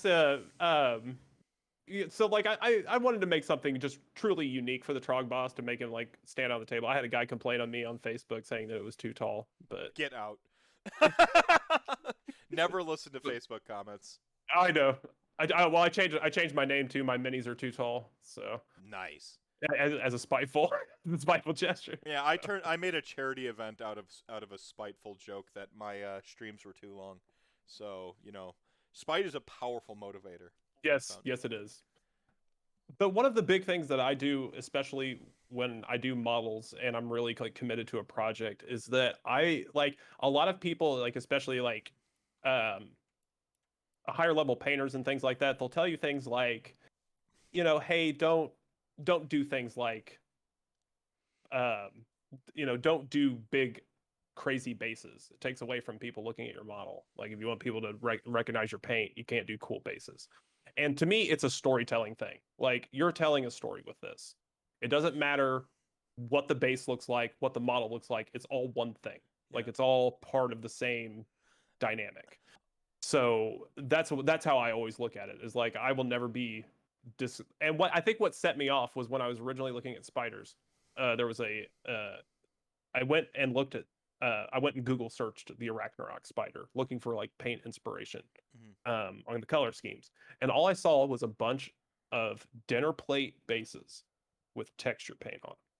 and Yeah. it made me die inside. I Yeah. was like, there's so much free real estate on this thing. Why Yeah. are you not doing something cool? Yeah. So that just changed me ever since then. I was like, I will never, if I have space on a base, I'm gonna do something neat. Yeah. And so, and then once you figure out, like, especially with guys, go buy home, go buy foam, go buy one of these knives, go buy an X-Acto knife. It's like a grand total of $14, and you can build your own bases, and they look great, So and it's super easy to do. this is foam and then some of your water effects. Right. This is just foam. That's Like I just took, yeah, and then you just take like there's some foam from like Menards or Fleet Farm or whatever, and you just oh like, I literally went to I think I went into Lowe's and I went back to their insulation foam department, and they had this like green foam that was like in a like a little like kiosk thing that was like $6, and it was just called hobby foam, and I just like grabbed like all four right, sheets yeah, of way it. to go, Lowe's. Yeah, and just brought it home and just started going to work at it. And then I wanted to get more detailed with it, so I went and bought a $20 wire cutter, cheap hot wire cutter from Hobby Lobby, and like for like yeah, but for less than $50, you can be like in making really cool terrain pieces for your stuff to stand on. Yeah. Like they don't have to just sit on a black base. No, I hear like weird sentiments about how things are too big or too huge in AOS, and I flip tables. Yes, Disgusting. It can never be read too. any of the lore. Exactly, like read any of the lore. These things are literally larger than life. Like the what is it? The ether void pendulum is like the size of a continent. Like in the lore. Like okay. Yeah, like metal. Those are the coolest shit ever. So I've actually got the dump truck ass shot Oh of the yeah. Shoggoth here, with the glow effect showing it off a little bit more. Did you use the fluorescent paint? Like what paint did you So actually use for this one? yeah. So I used the fluorescent paint that I picked up for a little stuff. For the most part on the top of it, I used Tesseract glow a lot. And then what I did to highlight it was take some of the like the fluorescent yellows and stuff like that to like bring out the like the Yeah, you glow from you the tops of the mushrooms. same basic layer painting. You start with your darker and you bring it up, and you did that with fluorescent as well. Right. Yeah. And then, of course, he's got like, the dark butt because, that's the side that's not facing the crystal. But yeah, he's got like the dark butt. Yeah, yeah, My right. man, he ain't got no booty. No, Poor he guy. needs to go and work the gluteus Dude, maximus out. Like I don't. Come the on, the man. thickness is low. The Yeah, thickness is low there. yeah. Like, look, you're not. Like, I need the thickness. Can I get a witness? Like, Oh man, that's a Hank Hill ass for sure. this is the opposite of a Pixar mom ass. I'm not happy. The sculpt's great though. See, we got some Ely boys here. You're talking about your rocks. Some more foam. Some more foam. So Yes, is more your foam. is your tool when you're doing the foam just an X-Acto knife? Are you just like carving and Yeah, sculpting down like the whole? yeah, Okay. Right on. yeah. So it's super easy, like because it's rocks. It's supposed to be imperfect. Like that's the whole beauty of nature is that it's bound to imperfections. So you don't have to be like the skilled painter to carve a rock. You just take a rock and you take some X-Acto Well, knife and then you start carving some texture out of it and yeah. you slap some paint and some dry brushing on it and all of a sudden you got Texture paint goes a long way with this. Vallejo makes this like excellent. Oh, it's not. I changed my office around. The thing that I was reaching for isn't here anymore. Really cheap texture paints at different granules. So like if you want just something to look and feel like a rock as opposed to like a full mud base, they've got like the different granules and it's a tub. It's oh, right, yeah. Vallejo makes that, and so you paint that over the foam primer, and then like go to town, right? Like, Oh um, yeah, and I mean it's stuff that's just and I can't express like how easy and fast it is for people to do. And like that's why I always especially like on Facebook and stuff like that, anybody that posts stuff, like I always push people to do more. Like you can always push yourself to be better. So like when you do like learning how to do stuff like that, like it's rabbit holey because you're getting into a whole other aspect now. Okay, well now I'm wargaming. Well now I'm painting. Well now I'm sculpting. And but when you see how easy it is, and like and when you see like when you go and buy terrain from a guy like on the online and you buy this terrain from a guy for $100 and you can see that you can make it at home for 35. It's it it definitely changes the way that you look at it, and you can be kind of the master of your own destiny um, when it comes to that. And so that was a big thing for me, was just trying to learn different aspects of the hobby. And so I think I've become a jack of all trades, master of none Yeah. guy. But Hey, people often amputate that quote. It's "Jack of all trades is a master of none, but often preferable to a master of one." mm, So everyone always quotes it as like a negative thing. The right. full quote is a positive thing. Um, so Jack of all trades. We're gonna reframe everyone's bias here. It's a good thing to be a jack of all trades. Um, no, you mentioned like the rocks and the stuff like that, texture painting. It's kind of like there's like it's a knowledge base, like picking up the knowledge base and like the sort of fearlessness, right, to go forward and try and do it.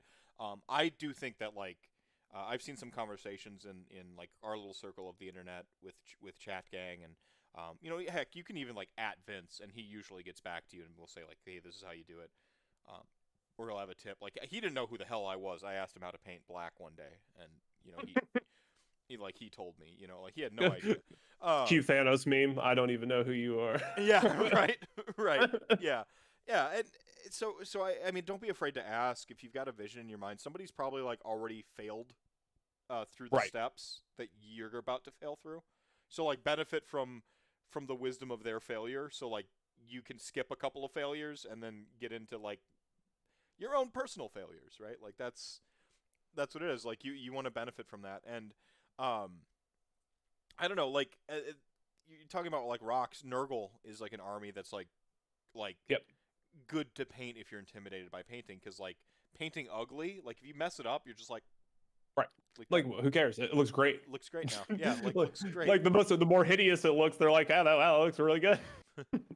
For Vince, it was Tuesday. Yeah, the best. Oh, it was Tuesday. One of my favorite speeches of all time. I missed 2 Tuesdays in a week, by the way. It's okay. I'll get this one. Um, for some of you who do not know, I'm obsessed with the Raul Julia's performance of M Bison in the horrible Street Fighter movie. Obsessed with it, like, and everything about it. Like he was terminal, like pancreatic cancer, I believe it was. Terminal, Okay. like he had a countdown, and he asked his kids basically like he's like, I've got one movie left in me, what should it be? And like they love Street Fighter. They found out the Street Fighter, he like found out he could get access to the Street Fighter script, and so like as the final love letter to his children, he like played Bison in Street Fighter. Wow. And like he's going through chemo and doing stunts off of like like he did his fighting in that. And like so when you're fighting, like you're zoomed out. Yeah. So like they did the fights and the stunt scenes at the beginning, because normally when you shoot, you shoot your acting scenes, and they flipped their shooting schedule so that like when he was underweight with all the wide out shots, he'd be fine, and then when he'd put on the weight after the chemo, like they did all the like the close up shots later on. So they flipped their shooting schedule. So he's doing he's fist fighting like Jean Claude Van Damme, like fresh out of chemo, super underweight. What Like, a badass. isn't he? Oh Right. my Like, god, what a bad. Yeah, that makes me respect. Like, yeah, that raises the respect. oh man, it's so good. Like it's such a like the art of film. When you look at like what it takes to make a movie, even a bad movie. Even a bad movie, like that's still a lot of physical. Like that's still like a lot of physical, like torment that you got to put yourself through, like in Right. those fight scenes and stuff like that. Right, and it's just like I mean I like this is where like I zoom in and out on the my understanding of Rabbit Hole 2, I think, for the evening, like completely off script, or off the beaten path of whatever the current conversation is. So drink them or smoke them if you got them. It was like you think about like the individuals involved in something that like sucks or fails, right? Like or like somebody out there is just trying to make ends meet, and I try to use this as a way Yep. to be more sympathetic and like to the world. Like most of us are just trying to do what we can to get through, and like you have True. like Yep. Raul Julia just like this, just this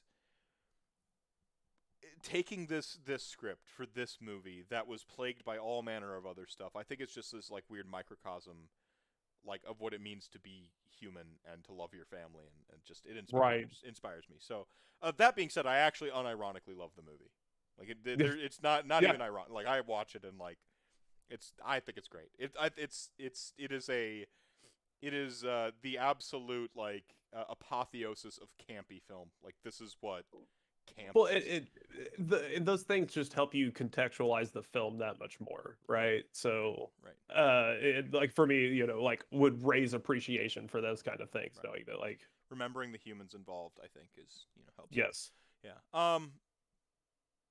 I see we're still going off on thick asses. Love it. So resetting this a little bit. So Vince has a 6 feet, 6 feet 1 foot 1 inch rule that I didn't know about, but this was kind of reflecting of what you were talking about with the base, Oh yeah. which is catch my attention at 6 feet, catch my attention at 1 foot, and then catch my attention, and then capture my imagination at 1 inch. So Okay. like you basically like at different degrees of being zoomed in on the model. So like the big base works because at 6 feet I'm like, what is that? Yep. Yes. And then now I walk up to the table and I take a look, and you start to zoom in and zoom in, right?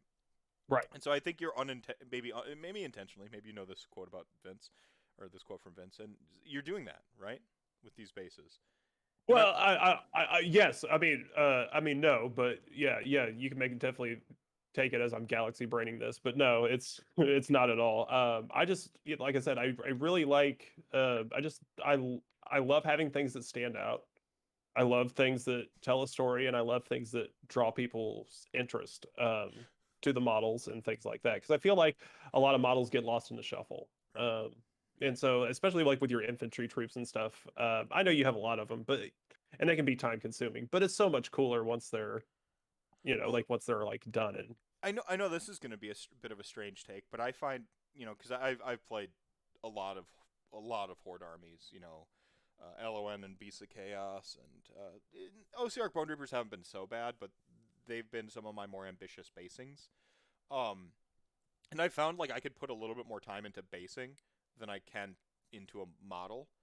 yep, Oddly enough, like his basis, it's like I've got this like little canvas and it's a circle. It's 2 dimensional. Like I can go. This is how much stuff I can put here, and then space upwards is basically infinite. But for the most part, like I find like I just feel like I can put more time into a base, and not even more time necessarily, but I can put more stuff into a base and like yes, more techniques. I'm not worried if I screw up a base because like either I don't exactly, use that base or I just like I paint the model on it anyway and people won't necessarily notice it depending really, on how I glue the exactly. model on. So I think like a refocusing on basis is actually a good thing. I agree. And I think it's I think it's like I said, I think it's a powerful tool that you can use to really enhance a model, even if you don't have great painting skills, at first, and you're trying to still make it like a cool army that looks really neat. And I can't explain just like how easy crafting foam is. And once you start getting like the hang of like making rocks and stuff like that, it definitely becomes like a second nature sort of thing where you just grab it, Yeah. do it, and then it's done. And And I, then and I imagine there's a therapeutic aspect to it too, because I mean, physically doing things with your hands for me is just like cathartic. And this is why that I almost like hobbying a little bit more than I like painting, because like the hobby I feel like I'm physically sculpting and changing form. to kind of backtrack to what we were talking about earlier with video games, that was the main reason I got out of games, was, or at least digital gaming, was for the physical aspect. I got in my 30s and was like, had that old man realization moment where I was like, I don't think games are made for me anymore. Hmm. And yeah, I had that, like, I don't have anything to physically show for myself, like, I've had the so same exact same thought. I've had this exact same thought. Go on, and keep going. I wanted, yeah, I wanted a physical representation of a talent or something that I can be like, I'm doing something, Hmm. like, and that's what got me into painting D&D models. Was I was like, well, at least I can paint like these D&D models. The group will come over every week and they'll be like, oh, hey, cool, look at Yeah. those. and it'll be sweet, and there'll be something that will occupy my time. But the main reason I really was really big into just learning to paint in general was to um as I had big bouts with anxiety. So I'd have huge anxiety attacks, and the thing that zoned me out um was painting. Yeah. Like I just didn't think about anything else. Um Yeah. so it was nice to be able to kind of like take the stress of the day and kind of melt it off. And because I had a kind of like a scary moment like a year and a half ago. We'll get kind of deep for a moment, but I had No, like a no. scary medical emergency like a year and a half ago where my blood pressure was super high and they didn't know what was wrong with me, and I was having panic attacks all the time, and Yeah. I was freaked out by it. So but yeah, that kind of like changed like how I kind of like looked at stuff, and I really started getting into painting more and hobbying. It kept my brain active Yeah. and focused in something. I noticed that when my brain was idle, it would have a tendency to try to destroy itself. So um, Feel that. yeah. No, So yeah, so for me it was just keeping myself busy. And I know it not sound like the church lady, like the idle hands of the devil's playground, yeah. but Oh man, David Carvey's church yeah, lady is fantastic. but uh, Perhaps for Satan. Fantastic. Yeah, go on. but yeah, for me, I just keep myself busy and put my stress into something else, and Yeah. that's what keeping myself in like little things. I can paint here and then hobby here, and I'm jumping around to different things, and it kind of helps curve my manicness a little bit because I'm just jumping from one thing to another. But No, I think it's. I mean, it's cool because you can shift gears between like maybe a batch painting, one day, or working on basis another, whatever. Um, you know, um, whatever that energy is just there, and sometimes it right, needs to go elsewhere. And when you have like a good like log of models that you're at various like steps of completion with, you can channel that energy in different ways. Me, I tend to like go to like if I haven't hobbied in a long time, I'll probably build something. Like I won't go to the paint right away. I'm this year was last year was supposed to be my year of hobby, and yep, whatever happened yep, there. But I know that I'm using this year to get my head right again, and then next year will be my hopefully the tail end of this year will actually be where I start my hobby year. But right now it's like getting myself right and taking care of what I got to take care of, and so on and so forth, because I'm just in disarray from whatever's left yes, over. And I envy people who can like be anxious and then do something productive. Like I'm trying to rewire myself. Like right now it's like you said, like your brain attacks itself. My brain, like I have to implode, and then I pull people in with me when I'm in these implosion moments, and I don't like it about myself. I've recognized it lately. I mean, I've always known that I've been spiteful, but this is like I get to this point where like I want to like burn every bridge that's around me. I want to, and it's because of yep, this self, whatever this thing inside me is, this anxiety, this just where I feel myself folding inward, and it's a physical feeling. That's the thing where we talk about mental health. I'm like when yep, my anxiety triggers and my depression triggers, I'm like it's not just in my head. Like I physically feel like the yep. weight inside of me. I usually refer to it as like this sort of like tar where my marrow should be, and like I can feel it get heavier and seep out, and I feel like an overinflated balloon yeah, is what I feel like yeah, when it kind of like all like piles up and hits me all at once. yeah, yeah. Yeah, but so yeah, I'm like again, I'm rewiring. I'm trying to work through it. We've all got we're all fighting our own wars, right? Like inside our heads, and Yeah, and that was and that was even the harder part for me was like after I got uh my blood pressure and my anxiety under control. Well, now I had to relearn and teach myself how to paint with hand tremors because my medication gives me hand tremors. mm, So now I have to now I'm going back and like trying to still yeah. do things with the hand tremors. And Well, so how can I ask? Like maybe get a little bit more personal right now, or yeah, like yeah. how have you dealt with the hand trimmers and the painting? So it's weird. I got to I have to really like I can only paint for so long because then my wrist hurts because I have to push it against the table so hard when I paint to keep my hand steady. So do you That have if, I've got like a bad brush here, but do you have like a two-handed grip? And people who are listening to this in pure audio, like, do you have like some sort of two-handed grip, or do you have like the table you're steadying on? Like, yeah, like so like usually what I'll like usually kind of what I'll do is I'll usually have like the model, and then I'll have like my little like painting handle yeah, or your little handle. whatever. But yeah, my right hand will be the one that I paint with, and so when I paint, I'll have to like I basically never move my right hand, and it's just moving the left hand Interesting. with the handle to try to get into the different areas. And So you've really had to like reteach yourself how to paint, yeah, essentially, because now you're moving like the paint handle actually. Because I mean the yeah. Yeah, interesting. so yeah, now it's completely different. So it's been an interesting that was pretty much my COVID year was supposed to be my hobby year, and then I spent it reteaching myself to paint with hand trimmers. So Oh, well. I mean, you're crushing it, man. I watch you like sharing the sort of progress with the Reavers, and you've always stood out as one of like the those sort of premier hobbyists in our little circle. So, you know, good on you. Like, well, thanks, man. Thank no, you. like I mean, that's we don't think about like the stuff people are going through when they're just trying to do the thing they love. We mentioned the Raul Julia thing, and even like something like hand Yeah, trimmings when you love painting and it's helped you in these other ways. I identify with the getting to the point where like I'm playing a bunch of video games and like my elo resets every year. Like I don't if I don't get to the same elo again or exceed it, I feel like that whole year was wasted in a video game. yep, The yep. whole year. The whole and you're so consumed with that elo number that nothing else matters. Right.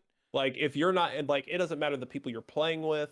Like I would be dicks to just like the people that like I've been gaming with for years, Oh yeah. like just great friends that I would just rage out on because they didn't I'm do what I wanted them to yeah, do. no, Like you it's can I not can worth it. Hey, you want a duo today, Meth? I'm not duoing with you, man. You throw. You throw, yeah, you throw, You you're throw. throw, you're Mm, yeah, like and just like on one hand I did form a stronger bond with my cousin who was like a very solid AD carry. And so like I did have a strong bond, but like hard carrying from AD was a little bit harder right, than elsewhere depending on the season. Um right, and so like I did form a good bond with my cousin, but like I basically only played with my cousin. All my other friends who like I went to college with, I had all these like strong relationships with. I like I can't. We can play on the weekends and normals and like have fun. But like I'm not I'm not having I don't play this game for fun. Like I right. play this game to get the big number. Exactly. I play You this game to fool. win. Yeah, and so with something like a hobby, it doesn't feel like you've wasted your time. You know? Exactly. Yeah, Even you feel accomplished, and that's what I needed. That's what I needed in my life was something that made me feel to have a sense of completion. Um, because uh, I mean, you get droned down for after you go to work, you do all your crap every day, you come home, and you have all you have is you have your family, you have your house, but that's what everybody strives for those things, like support your family, keep your house over your head. that feels like the uh normal. That right, I mean it's not everyone's normal, but it feels like the stuff you take for granted. I guess is how I right, put it. Like exactly. of course I'm gonna go to work. I'm gonna work my job. I'm gonna pay my Right, bills. I'm gonna like for me the line doesn't move on family time. right. Like my kids But like like my kids kept coming in here and like this is the one day of the week. Leave daddy alone for this period of time, and yes, mommy puts you to bed tonight, but I put him to bed the other 6 days of the every week. yes, But that's what I have to do, right? Like that, all this stuff is what I have to do, and I'm not saying it in like some like resentful parent. Like no, like putting my kids to bed, playing with my son, teaching him soccer, drawing with my daughter. Like she's got a camera. I'm so proud of her. Oh man, she might be a dirty creative like me. I mean, I'm sorry, honey, but also, fuck yeah. Creatives have a harder road in life. Like trying to convince people to pay you for your art. yes, But no, so she got her birthday, and she got money for her birthday, and like we took her, Molly actually, I was working. Molly took her to the store to pick out what she wanted with like her gift cards. She picked a camera. I was like Oh. I'm so happy. Like, she picked a camera. Oh. She's been like taking pictures of stuff. Daddy, can I get a picture of you? I'm like, of course. Do you want me smiling in this picture? No, I don't think so. Do you want my hat on or off? Leave the hat. And my hair's just like all wild and crazy. And she's like, Oh, right. put the hat on. I'm like, mouth of babes. Like, it was just like, but like again, like that stuff is. I mean, on one hand, taken for granted. I don't regret it. Right. That's what I have to do. And then it's when like I Yes. have this time for me. What do I do with that? I want to make sure it's worthy. Exactly. Right. Exactly. Like, and that's how you keep your like, and I know like the norm provides some sense of sanity, but it also like it helps ground you a little bit more. Like, so you don't get like caught up, just swept up in the mundane, and then Mm-hmm. so after so many years, you're like, wait, well, what did I do with my time? Mm-hmm. Um, No, and so yeah, like I just wanted, I'm always like one of those people that likes to learn. I want to same. learn, whether it's information, whether it's a skill. I've always been drawn to art. I've always been bad at art, and it was one of those things where I was like, maybe I can learn to do something here with art. So um, that was kind of my motivator. But really, what it was to keep me in it was the community in general. Like, if I didn't have the community being like, yeah, that looks great, even though it looked like trash. Like, if they didn't have that for me, like I wouldn't be still doing this. Right. 100%. Yeah, and just a little bit of validation does help along the way.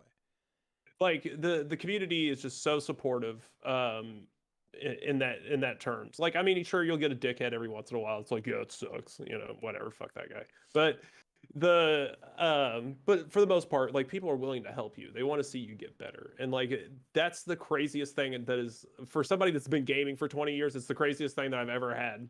Where I'm just like, what is this? What do you mean you want to help me get better? Like, what? Excuse me? Yeah. Yeah. Yeah. There was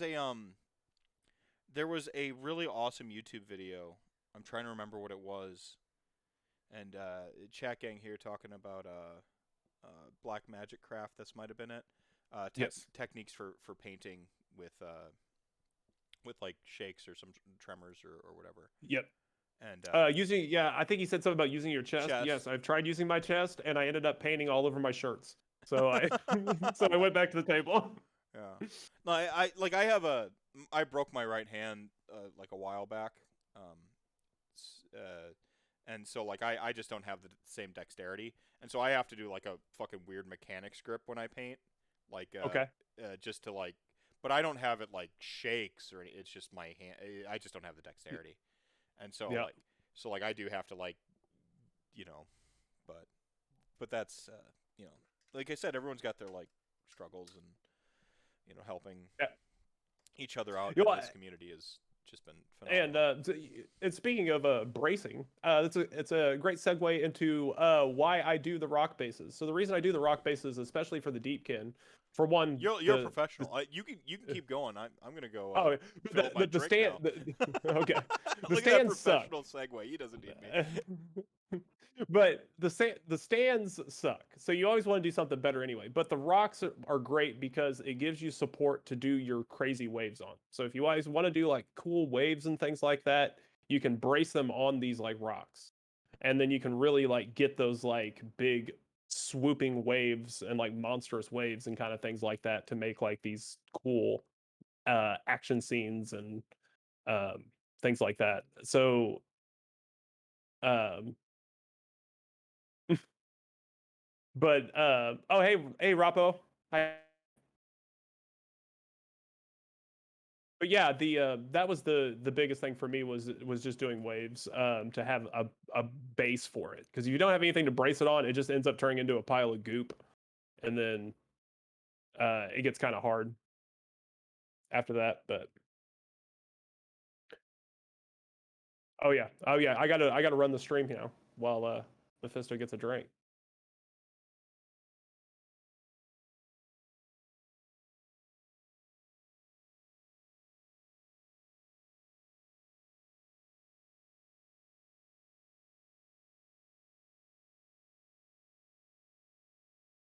Like, so yeah, like the term working bigger.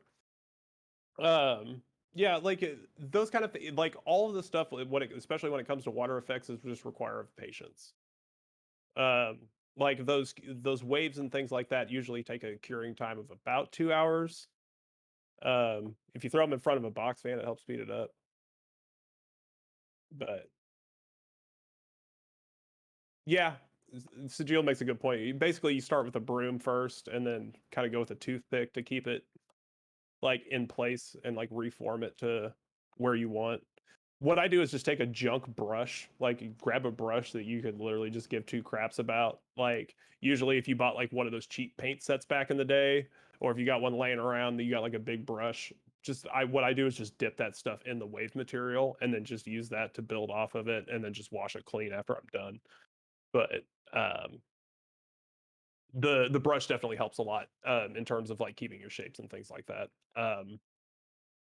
Also dye your stuff. Don't paint it. Do not paint your resin. Dye your resin. Dye it, dye it, dye it. And don't use a lot of dye. A little dye in epoxy goes a long way. So I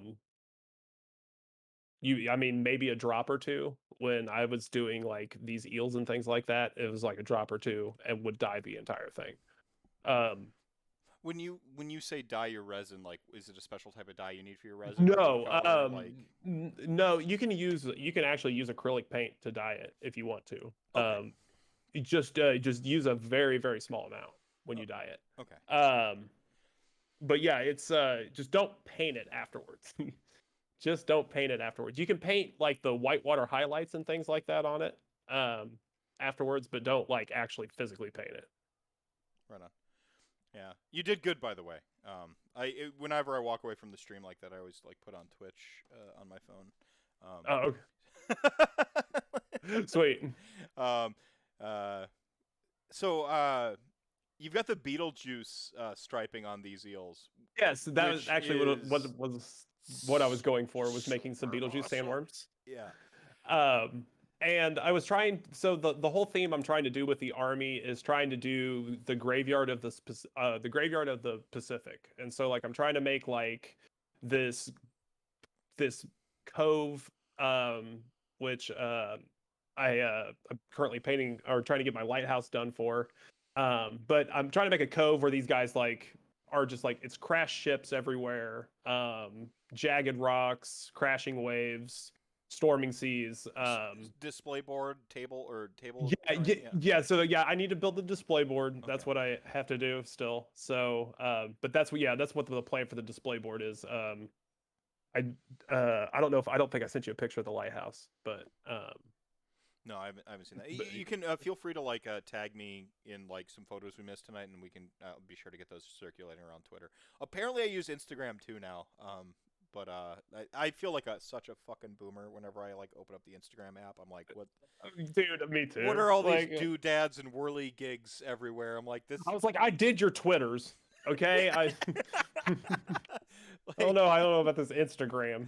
the grams, yeah, the instas, and like now everyone's moved on to TikTok, and it's like Oh yeah, and I can't do it. I'm I like can't I do the already TikTok. have like an antiquated like I don't self promote on the stuff. I have a YouTube, and I do all this stuff, and I'm like I'm not technologically averse. I'm very tech savvy, but it's just there's some the UIs or there's something going on with the stuff where I'm I, like I can't be bothered to learn it. I just well for me it's just like when does it end? Like Right. when does the line of social media apps end? Like cuz I'm like, well, you can connect to people here, but now everyone's connecting to people here. But now everyone's connecting to people here and you're just like, "Oh my god, I can't keep up." Yeah, I'm an introvert. I'm on the internet like of my own volition for the most part. Like I choose to be here. I don't want to like Yep. follow you around through all your like fad social medias and the ones that like you think will stick around and then don't and I'm like I can't, I can't. Snipbag dropping 1,000 RDP to remind everyone the chat gang ain't nothing to mess with. And earlier on, Soren dropped 10,000 RDP as a flex. That chat gang ain't nothing to mess with. um, yeah. So the Beetlejuice, that's super sweet, Unbelievable! unbelievable. Yeah, Thank you so much for the follow there. yeah, I actually painted those actually the wife and I watched Beetlejuice on TV. So good. God, well, it was like a few weeks before I started painting them, and I was like, you know what would be super cool is if you had the sandworms and they were the eels. So like I was super.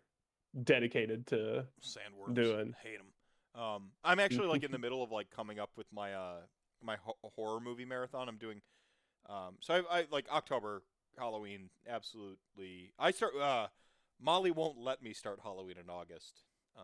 I'm very upset with her. We're currently it's like been the big fight of our relationship. No, it's not. It's just like every day I'm like, okay, can I put up my decorations on August 1st? And she's like, no, the second. And just like every day I like come back with a different date. September 1st is like when I'm allowed to start decorating, by the way, for Halloween. And I will be doing that. But I've already started. Like I just something happened, and like my brain just like clicked, and I've been like in horror movie like overdrive lately. So like I'm a weird person, so I'm like in Halloween mode pretty much all the time.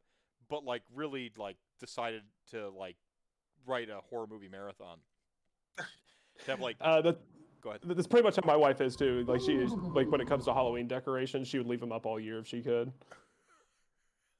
I, I mean, same. There was a meme last year during 2020. It was like holiday like fuck it like like quit harping on people for like their decorations out here, and they're like if you wanna eat jelly beans in a bathtub wearing a costume with your Christmas tree lights like blah blah blah, then do it because time is meaningless right now. And I'm like honestly that's how I feel normally. Like if you want to celebrate Halloween the whole time, just fucking go for it.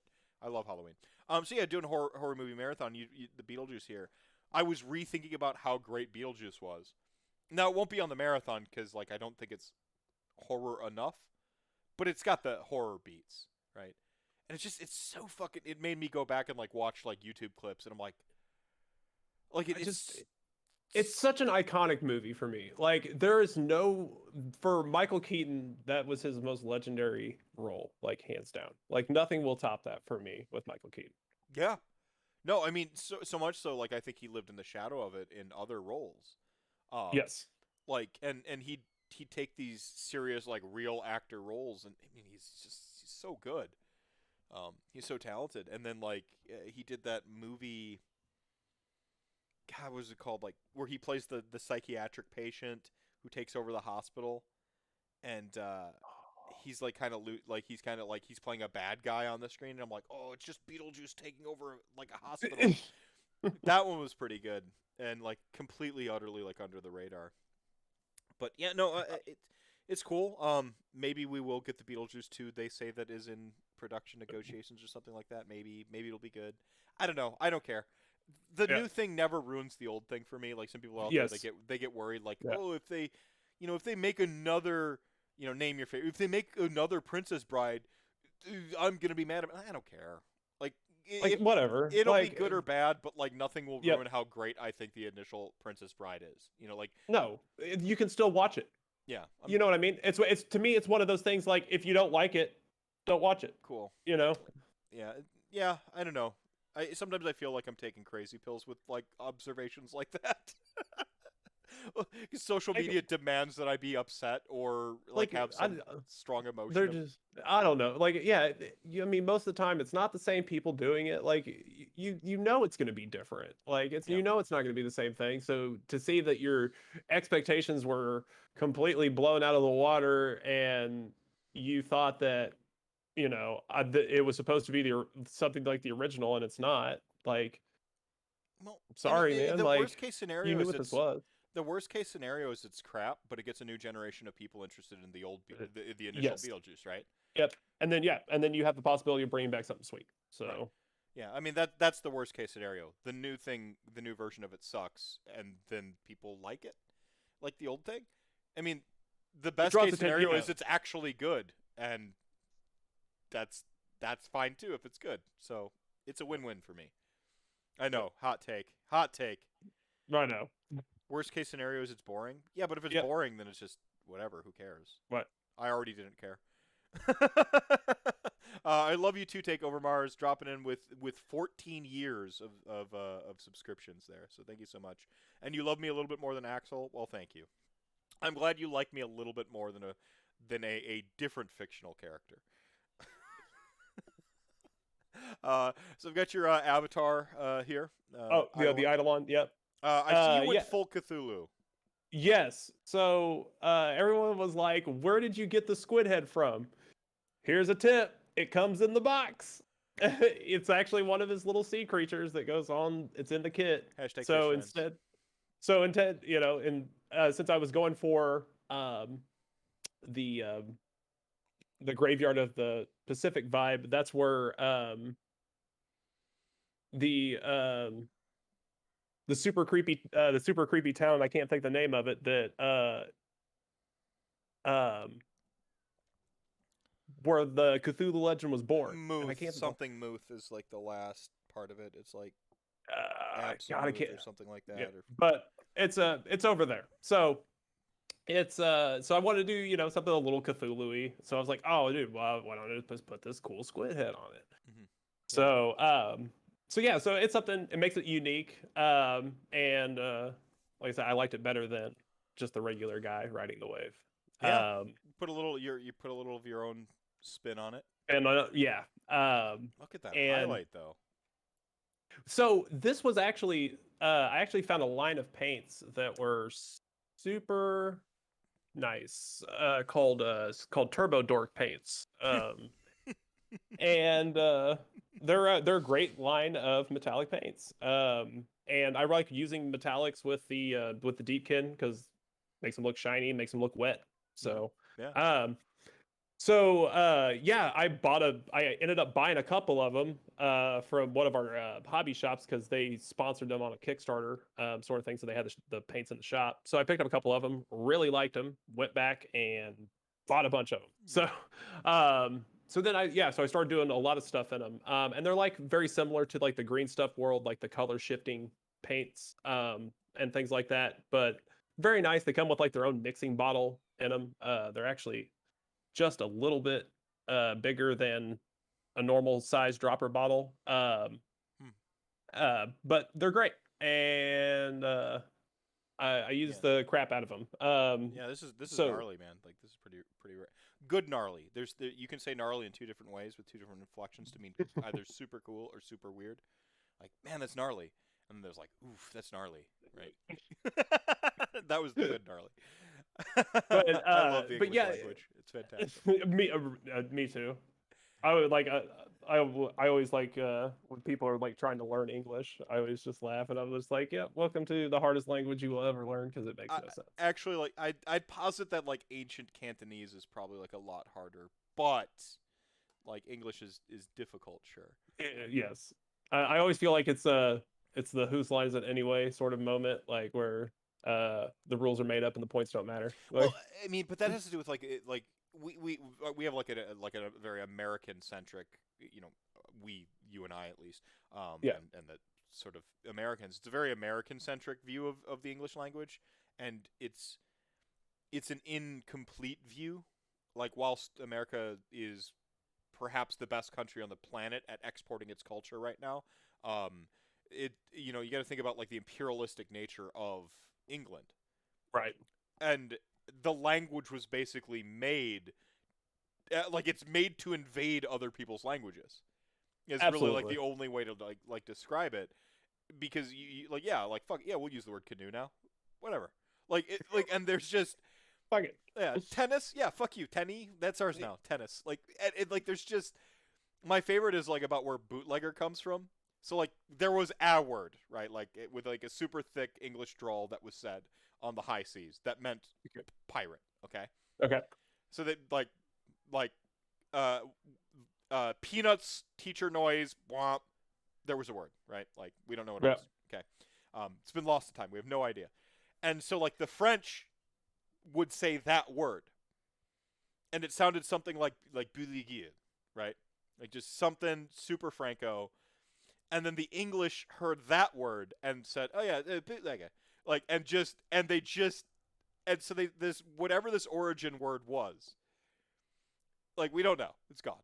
And it was just the English language, the with a healthy dose of like sort of Franco British rivalry, just bastardizing each other's language. And now we know It's like a really bad version of the telephone game, uh-huh. like playing out. Yeah, or awful. Awful used to mean like full of awe, but it was used sarcastically by the Brits for so long, it flipped meaning. And like you can still hear traces of that every time you listen to someone like with a British accent say awful. The way they say awful, it's like super enunciated. It's awful, like awful, and they really like hammer awful. And so like it flipped meanings.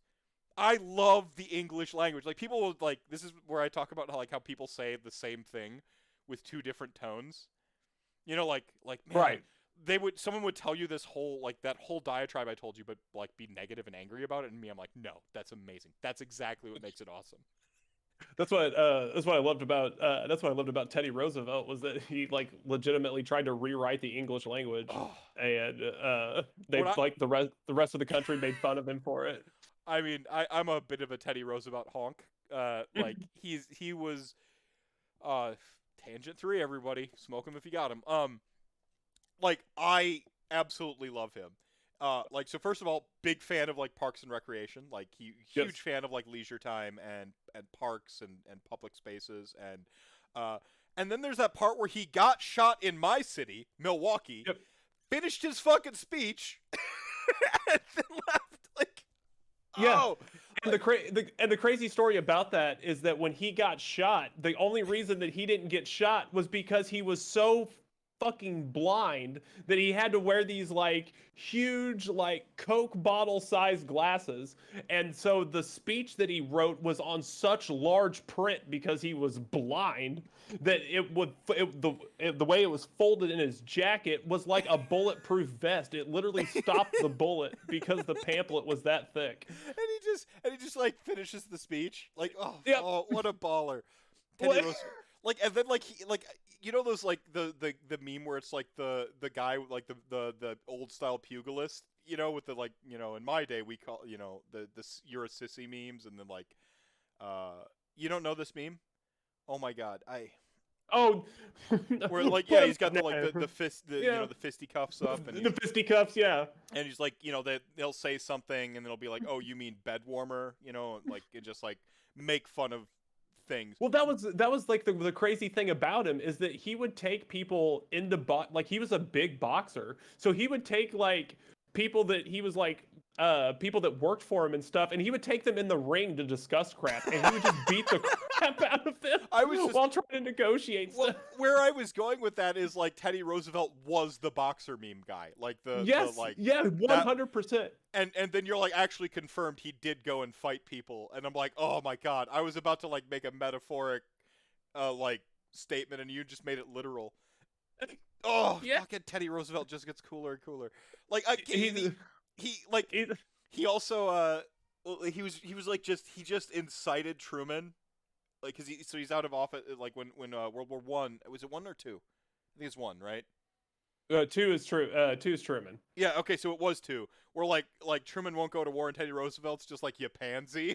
Like, until like Truman goes to war. It was like, it's so great. Like Teddy Roosevelt, like if Teddy Roosevelt had a Twitter account back then, it would just Oh it would my be God. transcendent.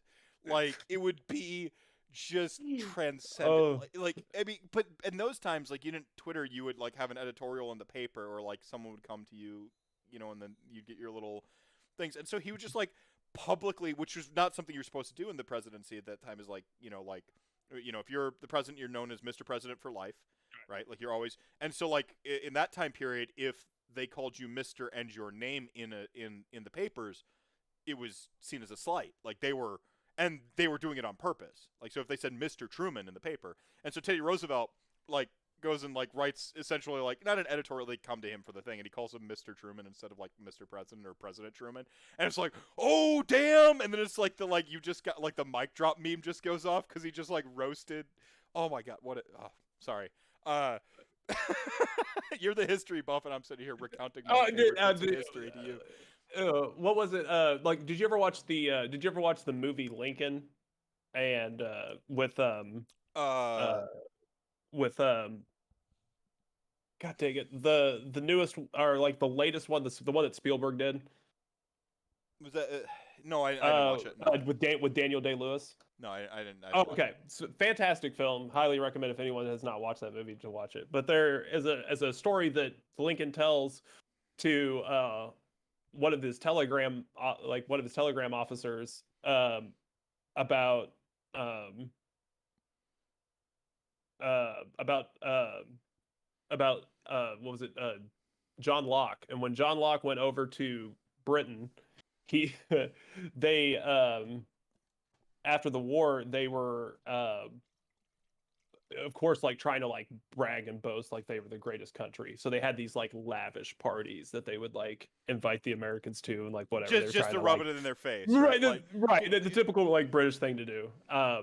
So like John Locke goes over, and the they're having this big fancy ball or whatever, and so the Englishmen are joking about how they have a portrait of George Washington in the bathroom, and like that's their big joke. And so they go to John Locke, and they're or John Locke excuses himself to go to the bathroom after talking with these gentlemen, comes back, and they go, so John, what do you think of our gesture of putting George Washington's portrait in the bathroom? And John Locke looked at them and he goes, I can't think of anything that would make an Englishman shit faster than the presence of George Washington. And I just fucking lost it. I was like, oh, what a great story. oh, it is great. Well, I mean, that's the thing is like I'm not one for like dogmatic jingoism and stuff like that, and most people know I'm like a dirty leftist. I don't hide it, but like I do think that like with there is a lot to be appreciative in American history. Like we revolted when, by all accounts, like our main class strata were like relatively fine, and mostly revolt happens when you're at a breaking point in almost all the cultures. Like the French Revolution to follow, they're starving, right? Like, Yes. and you choose either slow death, and like the American hubris. I think that's where like that reckless individualism, this sort of like pompous entitlement. Like I think we've always kind of had it, because like as like we revolted when we were like kind of good, like we, like yeah, taxation without Intent was representation. there. The intent of doing something better was there. Right, right. No, and but I mean, it's just like it's so like you can respect it. You could be like, oh yeah, and like George Washington really was just a tactical genius. If it was like Warhammer, he was Yep. just the most. He really was like this. And that's why. Go ahead. Oh no, go ahead. Finish your Well, statement. like he really was a tactical genius. With like he is to quote Hamilton, outgunned, outmanned. Like he just the British might they were their first of all their navy was the best in the world, Yes, hands down, hands down. like Yep. beyond contestation. And whoever had the best navy just tended to win wars, Yep. even if they were land wars, like just because the nature of like blockades. And I mean, it's just and so Well, and, he's and go especially ahead. with the nature of the colonies that were all, right there on the coastline. Like, Yeah, yeah, and he just and so he's just and he just these this sort of like tactical brilliance, but then also recognizing, in a sort of a method that we wouldn't use until World War One again, which was the sort of notion of like a GDP style warfare, right? yep, Like looking at resources in a very RTS manner. George yep, Washington, and maybe he's the one credited for it. It was somebody else, but like George Washington's troop for the first time was like one of the ones that recognized the battle of resources. Just yes, make it cost too much, yep. and that strategy wouldn't be employed again, and wouldn't be codified until World War One. Like when GDP was actually like nailed down as a concept by some British parliamentary economics guy, right? Like, and he just recognized like if we just make it cost more money than it's worth fighting, then they'll and just brilliant.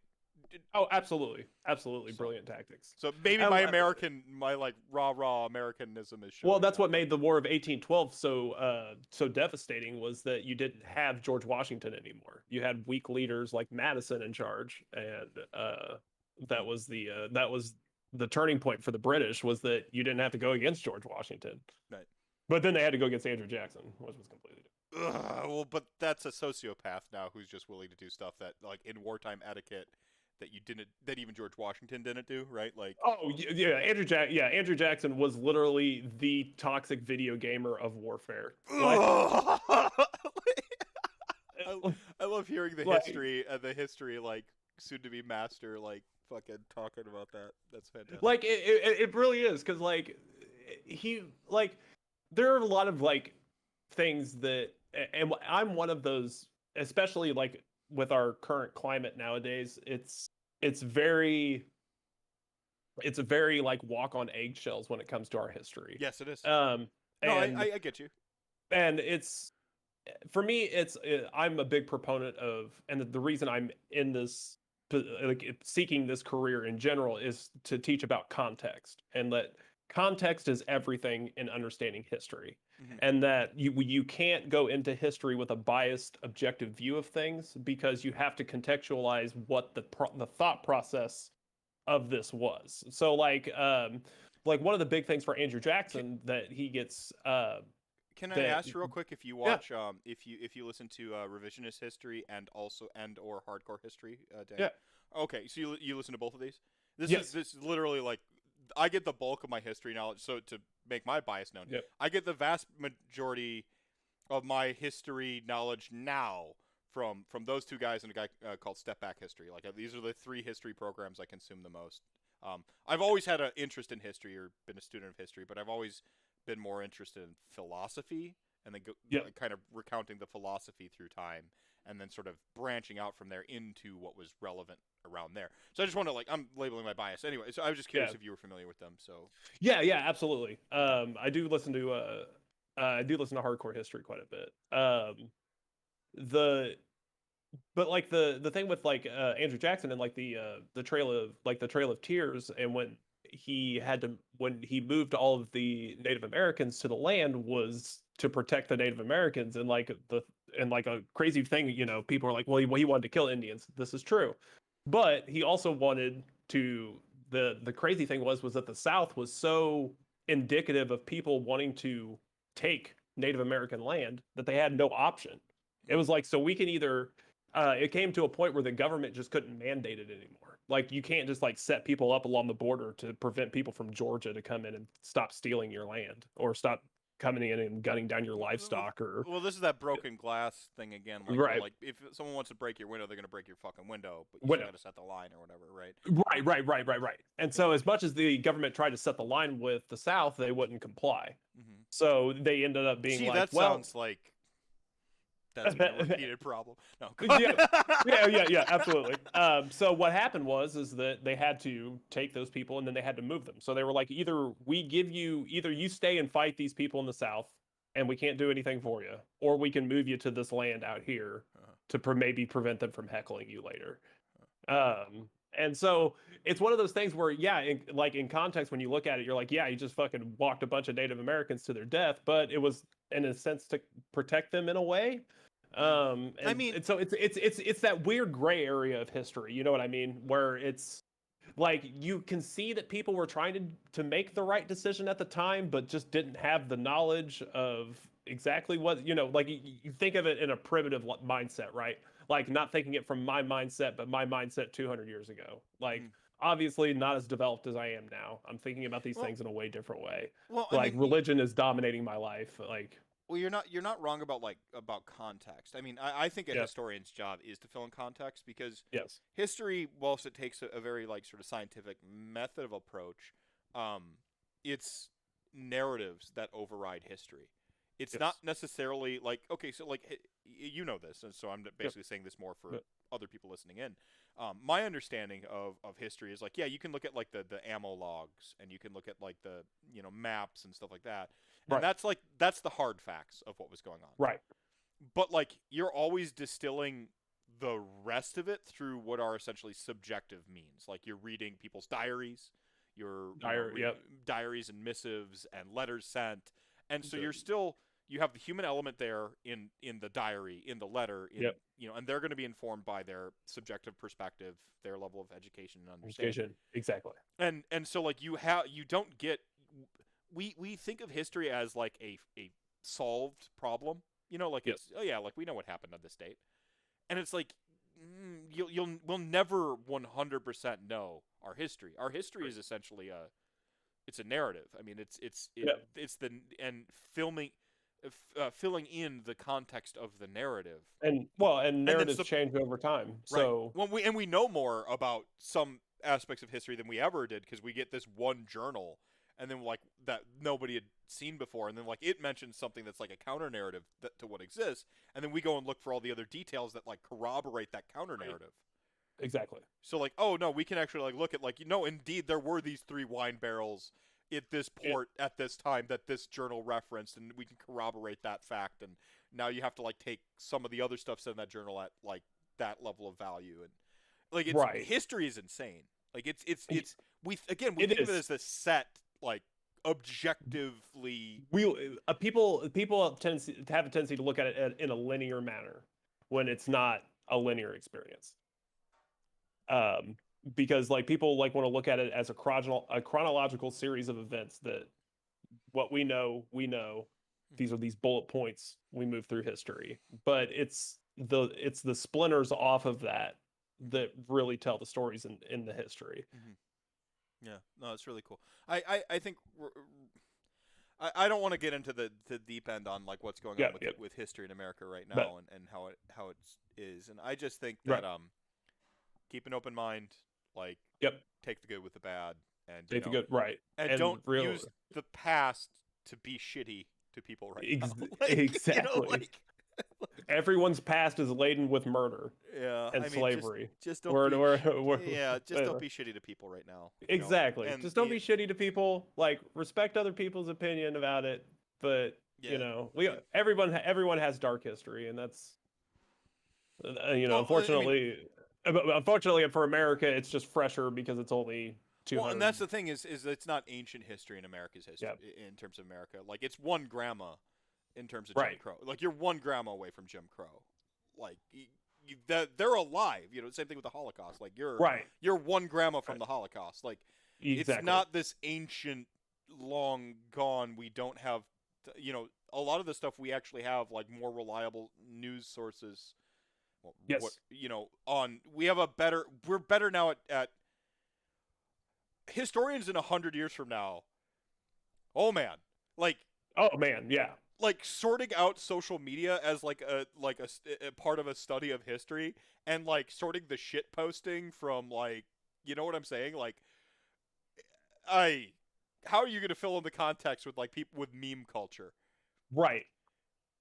Like, Well, and like we live in such a like satirical environment. yeah, Like, how are we ever going to take anything without a grain of salt? in like the historians looking back on this time period, like, I mean, I hope hope I'm a digital construct by then to be able to witness it personally, but Like, right. just Download me into an Android. yeah, I'll be fine. download my brain into a phone or like a Google body, like whatever they're selling. Yeah, Sweet, yeah. All right, sweet. go ahead. So I'd say I'd rather sell coffee than live. We'll be all right. Yeah, yeah. All right. We got a shark. You want quote from somewhere I don't remember. In America, 100 years is a long time. In England, 100 miles is a long distance. In America, 100 years is a long time. In England, 100 miles is a long distance. I see. Yeah, yeah. I mean, you're not wrong. I mean, the quote's not wrong at all. I mean, literally, you have thousands of years of history in comparison to Mm-hmm. America's like couple hundred years. So Well, a lot happened. Like, yeah, a lot. There's a lot of stuff going on there. Just a little crusades, a little Black Death. yeah. Oh, I was listening to a podcast on the Black Death, and whilst they were recording it, there was new information on where the Black Death came from. Like, whilst they were recording it, so they're like 4 episodes in. I'm like, oh yeah, it turns out beavers played a role. I mean, this is like a totally new thing because like the whole thought was like it was this flea that transmitted the bacteria initially from off of like whatever populace, and like actually, like, by the way, beavers, and like we found traces of this gene code and like the DNA tracks all the way back to like fucking beavers now. And I'm like, oh, Oh, right. so now like apparently beavers were part of the fucking like, and just like, and like here's the historian that discovered this, and here's the three like here's the 3 papers in the metadata analysis that corroborate it, and you're like, Well, awesome. Like, this is why I go philosophical, because everything's a lie. Reality's what you make it. Like, it's like we can only yep, do so much. exactly. We operate on certain truths that we like take for granted and at face value, and then we get like new information, and like, you should recalibrate when you get new information, and keep going and keep growing, because that's about the best you can do. But man, Right, like the building blocks of knowledge, but yeah, the more you know, uh, the more you realize you don't know that anything. exactly. Um, so enjoy the journey. Enjoy the journey. And that was just a metaphor for hobby, right? The better at painting you get, the more you realize Yeah, you got more painting to get better at. You see the metaphor? yeah, exactly. Yeah, that's where I was going with that. The whole time Well, it was a big and segue. it was, yeah, and it was also a big segue into learning from our history. That's why you don't repaint your models. Nice. Nice. Callback. See, you could be a professional podcaster. Look at that. There we go. Yeah. Gold shark. Okay, why a gold shark? I gotta ask. Okay, so why not? That's what I say. I can't find any flaws in this logic. So my thing is that if they're gonna go and scour the deep seas to find the most elaborate, crazy creatures they can find, I wanted to do that. So why not just have a gold shark? Yeah. And it was actually this really it's more when you actually see it in person because of the lighting. It's a little bit more orange in person than it is gold, but so you're rocking the orange blue dynamic too, which is yeah, classic right. color combo. But yeah, so yeah, I want to do something stand out for him, make him nice, gold, shiny, and then do the do the big rock base with the waves on it. I think this was probably the one that he was the last model from that I've done in these pictures, so I'm getting more consistent with the wave tech. Well, I can see a very clean resin pour here. Like, look at the ring here on this one is like Yeah. super clean. Even So, the kicker, how's it going? Thank you so much for 15 years of support with the tier 1 sub. Yeah, keep going. But yeah, that was my thing with this one is that even like as I'm going through these, like I'm still learning, and I'm still discovering things. Well, I like how you went with the underplate is sort of like a duller, and it's a turquoise, and then the sort of like the straps on the top are like the blue, like The more of a blue, richer yeah, red. Yeah. yeah. The green is the green on him is kind of the theme I have going through the entire So army. that's the thread. It's like further armor and things like that. I felt I can't remember. I think it was a scale 75. Like their metallic alchemy set that had this really beautiful green in it, this metallic green, and I became infatuated with it, and I wanted to use it. So So I was you like, do like find a color that just jumps out. You get yeah. yes, yeah, and I'm like, okay, I really want to use this. Interesting. So yeah, so I definitely tried to like look and try to break down in ways that I could use that color. Um, oh, what's up, Cannonball? Welcome. But yeah, those were the kind of the big things that I wanted to do was I had those cool alchemy paints. I wanted to use them really bad. I wanted to try them out. Usually it's a lot of the time is me playing with a color because I just get them and then I'm like, hey, I really like the way that looks, and then I end up doing the whole thing in it. Um, Love you too, and Cannonball. How's it going, my friend? I hear you have a tournament going on, or going on soon. Go on. help him shamelessly. yeah, and that's why I've been trying to crank these boys out. I gotta we have our flying monkey tournament next month in the middle of August, so I'm trying to get all these guys done, painted up and based before. Flying Monkey is the same. Where is that one? Sorry, I've That's in heard this. Wichita. This is the second time I've heard about it now. Yeah, it's in Wichita, Kansas. Approximately what size? I think we have at least 50 people. Right on, right on. So This is now the second time I've heard about this. So I mean, that's a proper event. 50 people. Let's go. yeah, yeah, I'm super excited about it. I'm running a very weird Deepkin list, so With sharks it'll and turtles. well, I mean with And sharks and turtles, but reavers, apparently. oh yeah, with reavers. Reavers is the weird Reavers, tech. Yeah. yes, reavers are very good on the Overwatch. We're gonna talk some IDK tech right now. Reavers are awesome. Yeah. So the Overwatch procs after they make the charge. So you can Overwatch with them. They have a 9-inch profile for 3 shots each at 4s and 4s, no and 1 damage.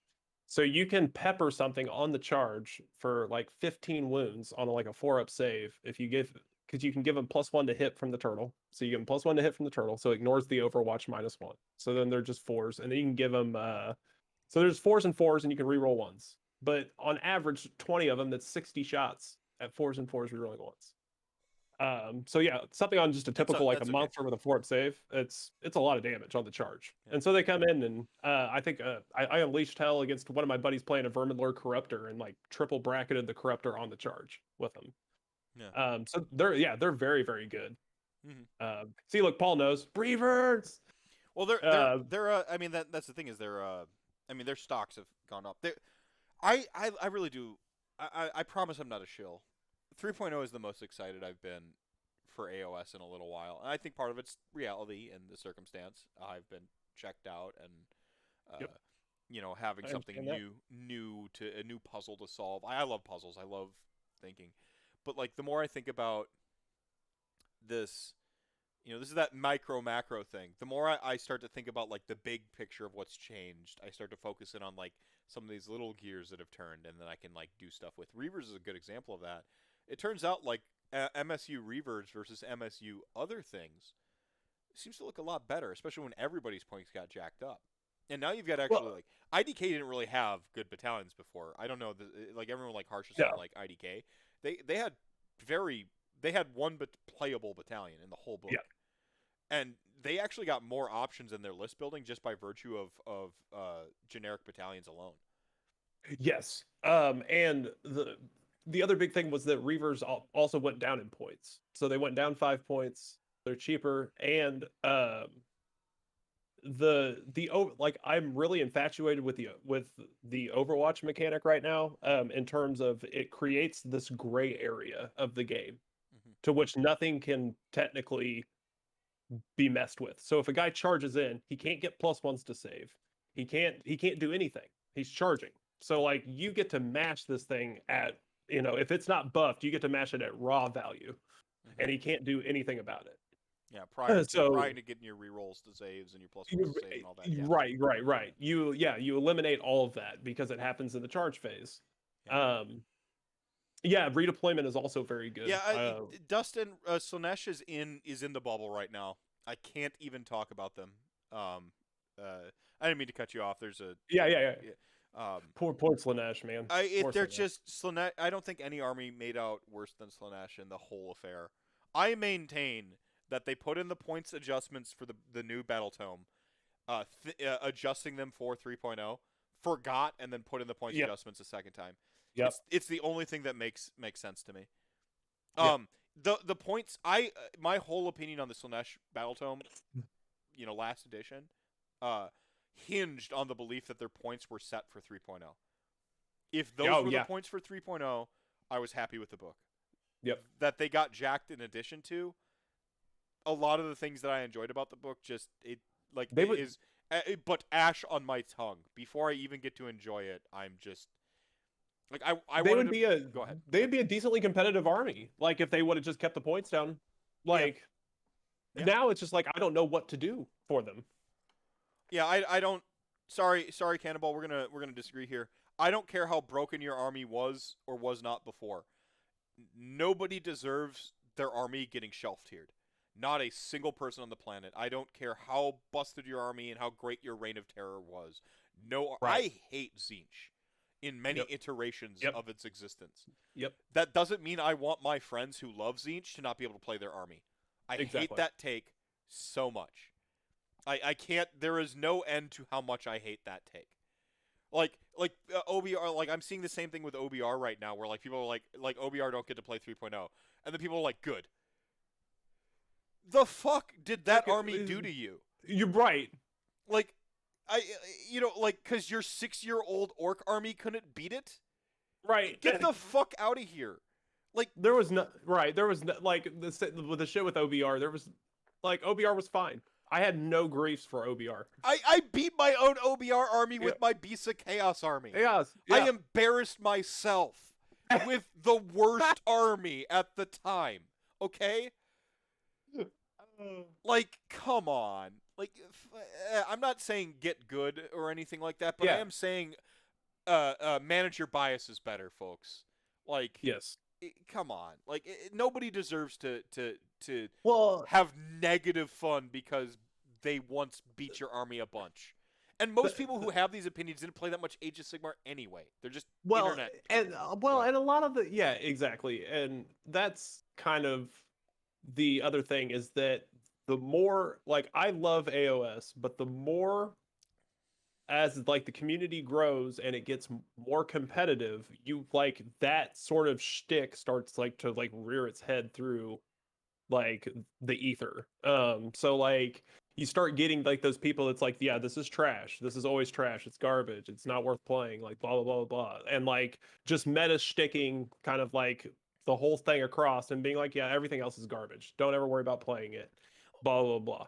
And one thing that I've learned from playing Magic the Gathering all these years is that the weird deck sometimes surprises people and wins the fucking tournament. well, we So got like the like Magic the Gathering has a concept of the jungle, right? And like you have to make the reason their two round bye format is so important is because they get such these hyper tuned meta decks that are built to beat their own top eights, right? Like they know these are the top 8 decks in all of Magic the Gathering. yep. And so they get hyper tuned to beat each other. Yep. But then jank that you encounter in the jungle, which is rounds 1 and round 2, will destroy you because they're so weird and your So hyper yep. tuning doesn't matter. The thing is like Age of Sigmar exists mostly in the jungle because Yep. we have real life constraints on our army in a way that Magic the Gathering doesn't. Number one is time. Yep. Okay, you want to run 12 cockatrices? You got to buy 12 cockatrices, so good luck. Right. And you got to paint 12 of them. Yep. Like, cool. It like good luck. Like there's such a practical throttle mechanism to how Age of Sigmar is even played at the beginning, at like the inception mode, and how you can even grind games to find out if the thing that you theory crafted that is good is actually good. And then you go and you do your due diligence, you proxy some models, you put them on the table, which is what I do. I play with empty bases a shit ton. Or right now I've got wolves sitting out because I was playing them as blood knights.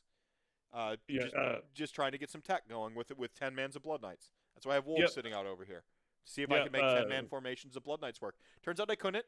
By the way, even with like weird Tokyo drift formations, didn't like it. They are 5-mans.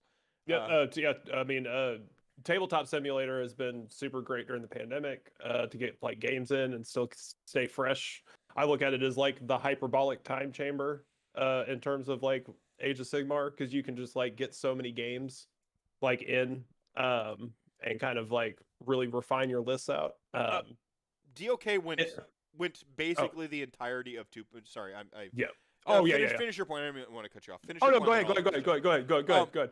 just to say what to back what Takeover Mars is here.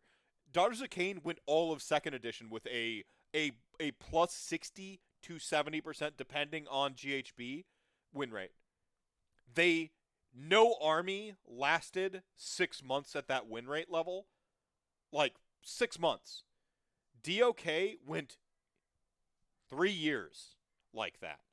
And they're still underpointed. Hot take. Well, they're fine. They've got some problems right now with how their army is built. Um, so to reset back to Dustin saying minus the coherency, they like 3.0. Um, uh, yeah, coherency is Vince said. I had a long diatribe for like the weeks after I read coherency, just like weeks, and then Vince does one Warhammer Weekly, and he says exactly what I was saying, spending hours talking about in one simple sentence. So me, Mephisto, just hours of saying something, just over and in my way. And then he says that the new coherency rules are a solution looking for a problem, and is the most eloquent way of stating it. Um, I wish I could condense my like 8 hours of what I said into one sentence like that, and then like I would be the most popular content creator in the universe because I am a fucking genius of how I think and see the game, and people and all those things. But like I'm just not concise. And the internet likes concise. No, and that's perfectly it. Is like the coherency doesn't punish the things that people had the most problems with. And by the way, the things people had the most problems with were already largely fixed. Like your 25 millimeter daisy chaining skeletons and shit like that wasn't how 2.0 was practically playing out. because of the new coherency rules to begin with, you could maybe straddle 2 buff zones for a little bit, but then you would explode and half your thing would be gone the next turn. Yeah. And Well, you can still daisy chain now. yeah, I and mean, and that's the thing is like 25 mils still daisy chain, but it wasn't a Yeah. problem to begin with, and now they get to daisy chain better than anybody else, and you're only punishing the armies that nobody, you're only punishing the units that nobody had a problem with to begin with. Like, don't get wrong, I'm one of my favorite stories about like Black Knights is how I just had a 15-man or a 20-man unit of Black Knights on Knife to the Heart, and I just kept resing it and throwing it at the same unit over and over and over again until they thinned out, and then I had more than them. Right. I can't run that formation the way I did because I literally just spread it straight out and I threw it across the table. I can't do that anymore. I have to do like weird Tokyo Drift formation, so it's like half as chonky, and that was a problem because I just abused the cavalry bases to just pin a guy in his zone. When he finally wiped it out, command point, res it, throw it right back at him, and he'd barely get to move out of that zone. And then I had enough movement to where, like, even if he got out the zone, I wrapped around the corner of it and wrapped him up this way, and I just kept doing that until he lost on Knife to the Heart. But that's a corner case, and nobody was like, nerf Black Knights. No one cared about them, right? Like, people were complaining about, like, your skeletons being all daisy chained out, or your witch elves, and so on and so forth. And these coherency changes didn't do anything to address that. I put my line of skeletons in a line. I still get to draw penis with them. Like, I have 40 of them. I can still. It's a complete penis. I really feel like the new coherency rules were specifically targeted at Blight Kings. That's really what I feel like the new coherency rules. And then meme incoming, but why? Like, the actor who Ryan Reynolds in Harold Kumar Go to White Castle. But why? But why? Like, just but why? Like, it's the same thing. Like we got our new rules for IDK for the boats. We can only take 1 boat now, which I mean is acceptable because the table's smaller. But we get 1 boat. It has to be wholly within our territory. We don't get a 6-up after save from it anymore. And then to punish us, they go, well, you can bring 2 halves of a boat or a full boat. The full boat can garrison 10 models, and the 2 halves can garrison 5. And, like, they can't be mounted or anything. So the only thing that you can put in them, technically, is heroes and thralls. Thralls come in men units of 10, you dicks. And I can only put 5 in the side of a boat. Yeah, no way. I don't know. There's rough edges, like 100%, and there are things that the growing pains that everybody feels. Everybody's army feels them right now, by the way, and I think that's something people need to realize is and that's where that micro macro being able to zoom in and out and look at it is what brings value back to something like Reavers, because you go, man, look at the way all this stuff's getting screwed over, and you're like, you look across the whole game and you're like, wait, they're all getting screwed over. Like, it's my time to, like, come up with some tech and, like, do some cool stuff. Exactly. I just hope we don't go full Magic the Gathering thing and we lock in on specific builds of specific lists because we saw it win a tournament. Like, I hate that. Like, this is the game where you can be very experimental. I ran 100 skeletons in Nagash to great success for an entire year when everyone told me the only way to play that army was with Grimghast Reapers. And I beat the mirror match. Yep. Like, laughed at it because I didn't have rend on my skeletons, so I didn't have wasted ability scores. Like, oh yeah, I've gotten a lot of trash talk for running Aspect of the Sea versus Aspect of the Storm. Like, they're like, the caster one sucks, and I'm like, yeah, he's really good actually if you run him. So there's something about a double caster that can reroll all of his casting and unbinds that's really good. Yeah. Especially in a magic heavy meta. Yeah, I mean, and the other thing is, like, we don't know what the meta is right now. We have no idea what the meta is right now. We have an inclination that it's MSU. I don't think shooting's going anywhere, but I never thought the shooting meta was as OP as everyone was claiming it was to begin with. It's not. It just happened during the year no one was playing games. So, like, the horror stories, our negativity bias as human beings just lodges in your fucking brain.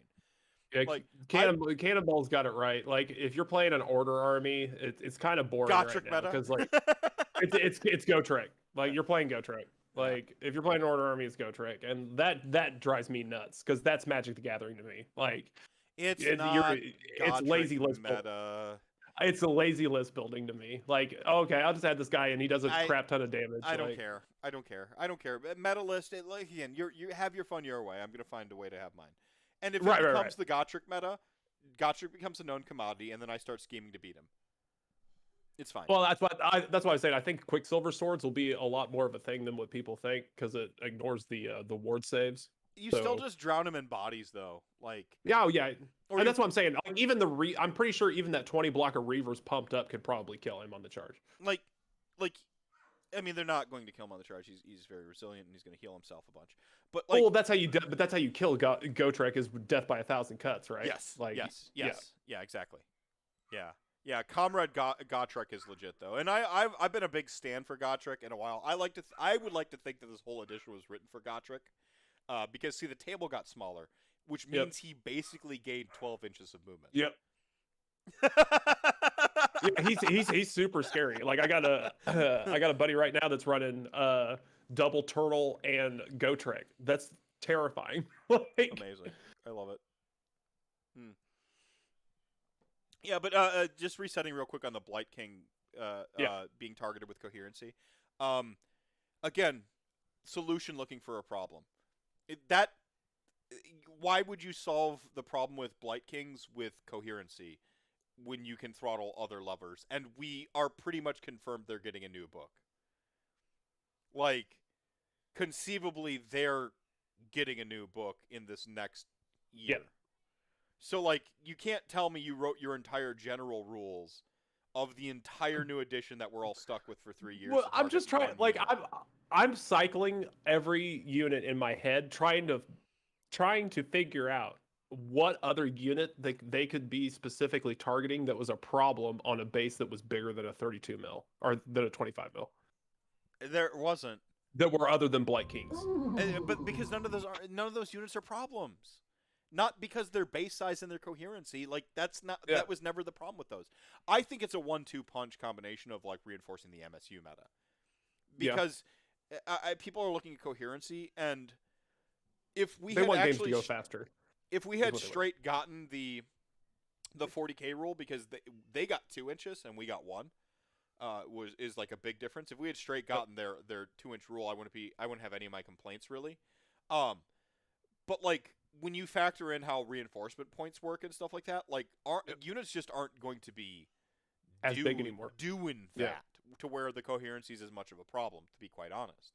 Right. So it's really about making tighter formations and tightening up the table and how that looks. Right, in play. And that's been my solution, especially playing with like 32 mils with like 1-inch range, is that you have to stack formations differently. Like it just makes you just lay out your army different. That's all it does. And so people were like, well, I'll never be able to get in stuff. Well, if you put in, if you actually like format your units correctly, when you charge in, you can have multiple units attack. I mean, you still get a pile in and stuff like that, but like you're looking at so I've got my wolf bases handy here.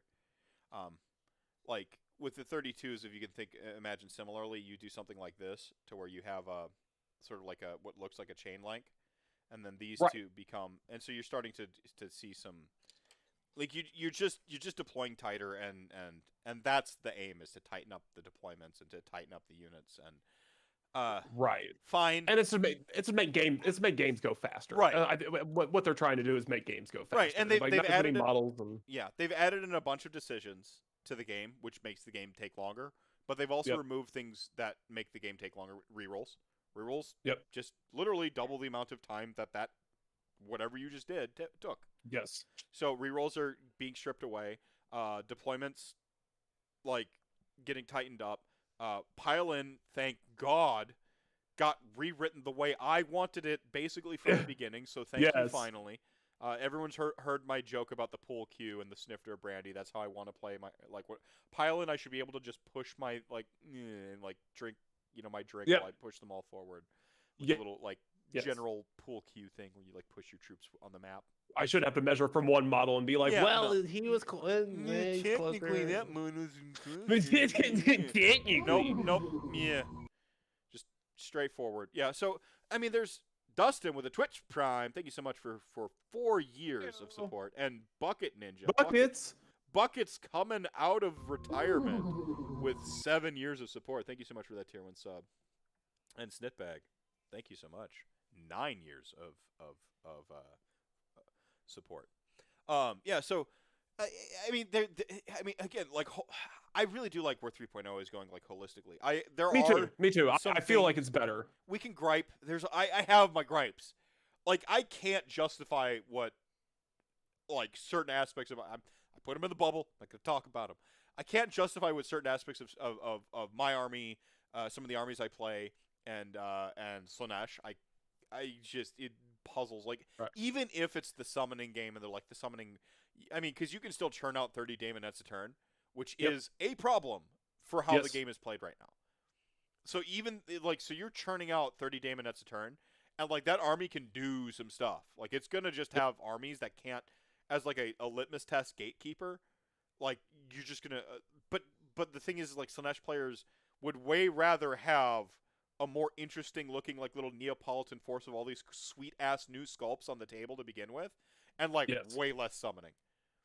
And so, like, I get, even if I concede like a couple points, like, about Slanesh, it's like it still feels bad, man.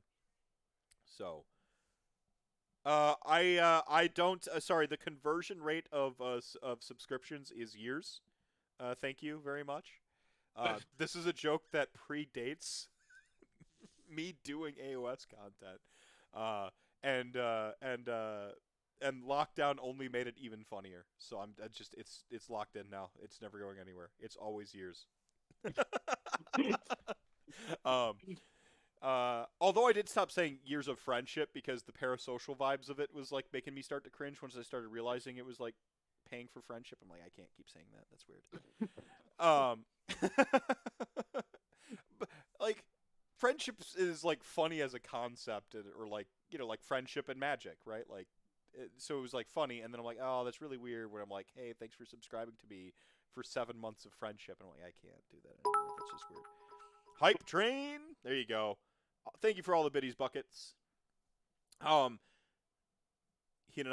mortals are so slow. I just like big What? shit that moves fast. Welcome to the correct meta for you, then. Right. Yeah, pretty much. Like, I really enjoy that they, like, finally gave monsters a spotlight. Now we can, like, take big stuff on the table, and it's fun now. Yeah, after kind of like the aftershock settled, Yeah, there's that you know, initial discomfort, right? Like, right, where I'm like, I don't like change. And human, then very human, like, right. very universal. Well, I'm very liberal in my thinking, but I'm very conservative when it comes to my games. So I'm like, I don't like things to change. No, that's fine. So I so yeah, so for me, it took a while for it to grow on me, but I like where it's going. I think it's Oh, cleaned up a lot of stuff. I was salty about the table size for like 1 month up until the book came out. Like, I heard the tables, I'm like, they better not change the fucking table size. I don't want to be like 40K. Fuck them. And like, I was incited. It wasn't even confirmed yet. I was incited at the notion that they would change the table size. Like, and then when it happened, Yeah. and like when it happened, and like I got it like out of my anger mode and like my rejecting change mode for a little bit. I'm like, actually, no, this is good. This is better. Like, I'm like holding the lighter under my 6x4 wooden table. Why did I even build you? oh my god, I know. And I'm like, I'm so happy that like procrastination Mephisto won this time, because I've been meaning to buy the. I think it's Frontline Gaming has like the cool little folding table. Yep. I'm like, I've been meaning to buy that sucker for 5 years. Like, and then like I look at like my my like disposable income, and I'm like, I could buy that table finally, or I could get fucking Qdoba 3 times this week.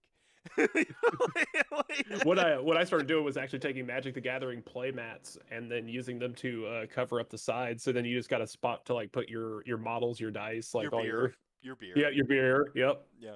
No, and that was like, I hope we still like, hope events still play on the same size tables, but then like you have that extra space, you can actually put your shit down. It's on. Yes. Yeah. Wouldn't that be great? Like, instead of Oh my fucking God. storing shit under the goddamn table, and like, oh my God. and you see people Stop buying it. these little like hand carts that they like collapsible carts, and they have like these mobile tables with them. I'm like, wouldn't it be so great if this table that I'm currently playing on had space for me to put shit on it? So that Like might be. I summon models, asshole. Can I have somewhere for my models? Yeah, yeah. Like I could put. Wait, you mean I could put my display board on this little corner over here? Ah, and my beer What? over there. Ah, like I don't know what to do with all this space. Yeah, mind blown. Like sometimes whether something is good or bad is just a matter of perspective. You change your Yes. perspective. Like you're focusing on the wrong parts. I'm mad because I don't want it to be like 40K. I'm worried about this and that, and like these corner case things that I'm really focusing on. But I'm like, wait a minute, I can put my beer on there. Like positive. This is a win. Yeah, like win, big win, Hmm. best development ever. Like yeah, I don't know. It's again better perspective. Yeah, and that's how I look at it too. Is this like it sucks, and I got my grievances with 3.0 and all that stuff, but it's it's a pretty small drop in the bucket compared to the big changes that the game's Right. bringing. Like it's healthy. I The kind of game hate needs it. I hate this take, but I believe it, so I'm gonna say it. I look forward to 4.0 because they've done that thing where like they've kind of stripped the game down to a position where they finally identified the problems and given themselves the tools to fix the problems, even if the problems, like nebulously are still around, right? Right. But like they now like this was the edition where they gave themselves the tools, which is huge. Yeah. Like that's a big deal. Like to even be able to like because they didn't have like a ban list, by the way. Like and I'm Right. super against comp, but like Magic the Gathering has a ban list and a rotation, right? Right. Like that's part of the DNA of their game that allows them to throttle balance easily, Yep. right? Like they have a common language of what trample means and Right. things like that to where like oh that thing and even if you talk about like teaching another player like I can teach you trample and then if you know what trample is I can teach you what this It's other mechanic is exactly. and GW just didn't have that. They didn't have that shit before. Now they do. And so like it makes it more easy to identify the problems that stick around and like giving us that now the thing I worry about is homogeneity now. Like I'm like I don't want it to be too homogenous because I left Magic Right. for a reason and Yes. so on and so forth. So now the fear becomes a different direction for me of changing in becoming that type of a game. But again, I I don't go ahead, go to ahead. me, oh yeah, to me, I don't fear that aspect of the game because they, at least with like Magic, like it's on a card, right? So like once the card is printed, like it's out, it's hard to change the card. So your answer to fixing that meta or fixing that balance issue is to ban that card. Like there's no FAQ for Magic where you're going to be like, okay, this is the new wording on the card is this. So like for Warhammer, you have war scrolls that are just constantly updated. So and because of that, like we now have the ability to fix those balance issues. So instead of banning things, they just make stuff not that great. And then it gets kind of just pushed down to the back burner. And then they bring up the stuff that wasn't that great and now they make it good. Mm-hmm. And then you just have like this like healthy kind of cycle of rotation where you don't ever really want to get rid of any of your models because even though they're bad now, they could be good later. Mm-hmm. So I mean, it's a very. I mean, it's some. It's like the thing that can be perceived as bad is also the thing that's kind of great about the game, right? Like like with the extreme exceptions of like Tomb Kings, just flat out like buy, but yeah, but when it gets right down to it, like your stuff that's in rotation right now, you can feel fairly confident that it's going to stay to some degree in rotation, and even right, so, like I mean, I don't know if I ever expect to never buy a model of Warhammer again. I feel that's an unrealistic expectation. right, Like, I'm buying Warhammer models. I'm probably going to keep buying Warhammer models. So, like, we get to this. There's like a little bit of like a sort of like a false, like I don't know what you call it. Like, there's sort of this like this notion that is incorrect that, um, like I'm going to build my army and then I'm done. yeah. That's not the reality. Like you're never done. You're always buying Warhammer. You're always going to keep updating your stuff. Warhammer is a massive rabbit hole. Whether you just buy the models or get into the hobby side, it's a Yeah, rabbit hole. yeah, Period. yeah. They got me to buy. So I have a bunch of LON models. I have an absurd. I've like what you talked about with your kits. I have probably about over 7,000 points, probably over 10,000 points of like my LON stuff. I count the like unassembled stuff too, right? Like I've got stuff in boxes and stuff. Okay. All right. I'm about to buy like 3,000 points of the new sculpts for what is all intensive purposes the same army. Yep. I could Exactly. super easily play all my normal ass skeletons, which I have over 100. No, Yep. man, I gotta buy the new skeletons. Like I gotta like it's I don't know. I love Warhammer. I like Yeah. yeah. Go ahead. Yeah, I mean it's hard to argue with that because like GW is very good at finding ways to make you spend money. Like it doesn't matter. Like they will find Oh, they'll something get you to that spend money. Oh yeah. they'll get you. Yeah, they will get you. Yeah. Like and This notion that they have these Machiavellian like schemes to get me to spend money in like these weird ways where they're like doing other behind the scenes stuff. I'm like, no way, man. Like they just released the new sculpts and I want them. Like what the fuck right. are you talking about? Like they literally just talked about it in the lore a dragon army. Like okay, shut up and take my money. Yeah, Like where's the they're dragon like, army? Yeah. right. So like like that I already know that I'm spending my money and they haven't even like I'm just reading lore at this point and I've already spent money. Like It goes actually like more literal than that, by the way. Like, um, entertainment companies, it doesn't matter if it's the NFL, the NBA, Games Workshop, Activision, whoever, they know companies have sunk billions of dollars into advertising and market research. These companies know how much money you, dear citizen, have to spend disposably, week to week, month to month, and they are very good at extracting that from you. They yes, basically assume that amount of money spent at this point. yes, And then they just find ways to make sure that you do it. Subscription fees on a thing, like blah blah blah. Like you know, I could go. I'm gonna put on my tinfoil hat and like Infowars, like yell at people pretty soon. But like, um, no, like they know that they've got my dollar. The whole business model is about getting other people's dollars. You know, growing right, the base and so on and so forth. That's exactly, that's the stuff you need to be aware of. Like, because they know they got my money, they know they got yours, and pretty much everybody here in Chat Gang. It's about growing the brand and growing the base and gathering up market share and getting people to jump over from like a video game market into the tabletop market and market, right. right, You know, that's where Total Warhammer and the old world makes sense. right, That's why releasing Ossiarch Bone Reapers, even if they're not a 1-to-1 conversion rate from Tomb Kings, makes sense because they want when somebody's like, "Hey man, I've been playing like this Total Warhammer game, and like, what's an army like Vampire Coast or what's an army like Tomb Kings?" You can go yep, Soulblight Gravelords, Ossiarch Bone Reapers, and on a yep, person who didn't like grow up with Tomb Kings the way that they know and love Tomb Kings, it'll be good enough to get them to jump over. yeah, oh, I mean, absolutely, yeah, that's, that's the focus. That's what they're doing. And so, like I said, the Machiavellian schemes and these other ways that people are concerned with. I'm like, well, and through the and through the price point, I mean, and thinking about it in this way too, like the price point aspect is they just shrunk the game. Like if they're really after your cash, wouldn't they make more models to add to the game?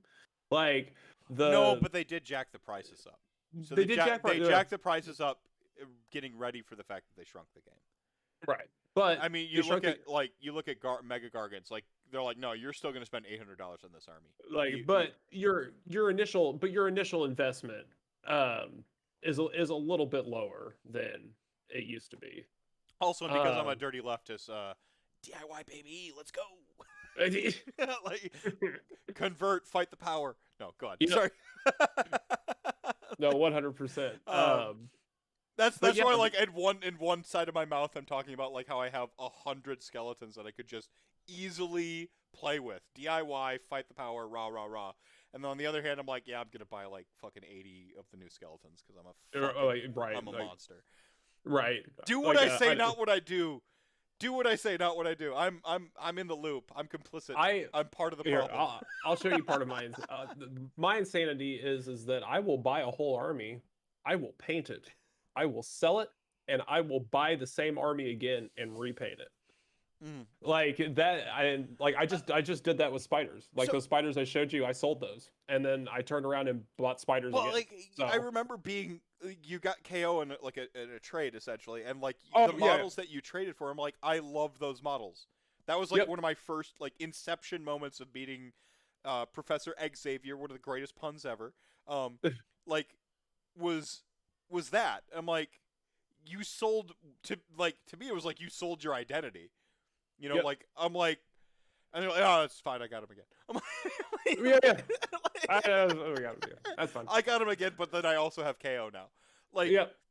and I mean, I that's just me. Like I have no sentimental value to my work. And so like I will easily just chuck it and paint it I'm again gonna because I call just have BS a so much little fun. bit on that because you do keep models of your hobby progress, so you have Well, like some sentimental well, I mean, attachment. yeah. But I mean for the most part in terms of like keeping in terms of like I have to have this like the pictures I guess would to me are my sentimental value, but other than that like yeah, it's just not like the Yeah, model itself to me like I'll just repaint it. I'll do something cooler and better with it fair and enough.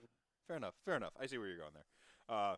No, I, I mean that's the thing is like it also like asserts that like the stuff we're broadly talking about here also asserts that the only valuable aspect of an interest is the monetary aspect of the interest, right? right. Clearly, we get something else out of this thing, right? Like this beautiful, wonderful thing that we call AOS. Like Right. clearly, um, like there's a monetary, there's a capital value. Like I'm going to when I finish my Ossiarch Bone Reapers, I'm going to sell them all and buy everything all over again too, because I don't want to go through the hassle of stripping them Yep. uh, at all, and like they're already modeled a certain way. And this next batch, I want to like convert and like stretch my hobby stuff. And to me, it's worth because I am when I'm investing in Warhammer stuff, I'm making something physical. We talked about Elo. My Elo resets every year. Yeah. Like the measure of my worth in AOS is like an aggregate of all these other things that I care about, but are a lot more permanent. The relationships I forge, right? Like the friendships I actually legitimately make is probably like the main thing I care about this Yes. in this game. It's why like even if I hate 3.0, I'm still gonna play 3.0 because I've Right. got friends I'm that I want to go see. exactly. I've made great friends in this community. I've met great awesome people. Like Yeah, and I mean that's rewarding in itself. yeah, and 4.0 will come out eventually, and I'll hate it or like it, and blah blah blah. I don't feel beholden to Games Workshop in any way. Like No. really, like if I don't like your thing, I'll stop playing it eventually. Or Right. I'll buy a couple kits and I'll paint them because I like painting them. But like I don't have that like that fervor for a company loyalty so much as I do like I like what I like and I like the people I like and I'm gonna like do stuff for that. Right. Exactly. It's all about the And friends we made along the way.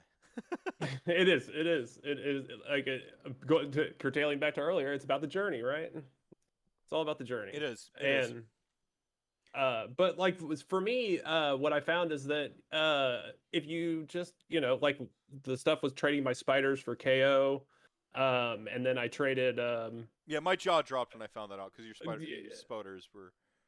Yeah. and then I traded part of my Night Haunt for IDK. So I ended up doubling the armies that I had by just painting and getting rid of stuff. So like I've actually more than anything have just like enjoyed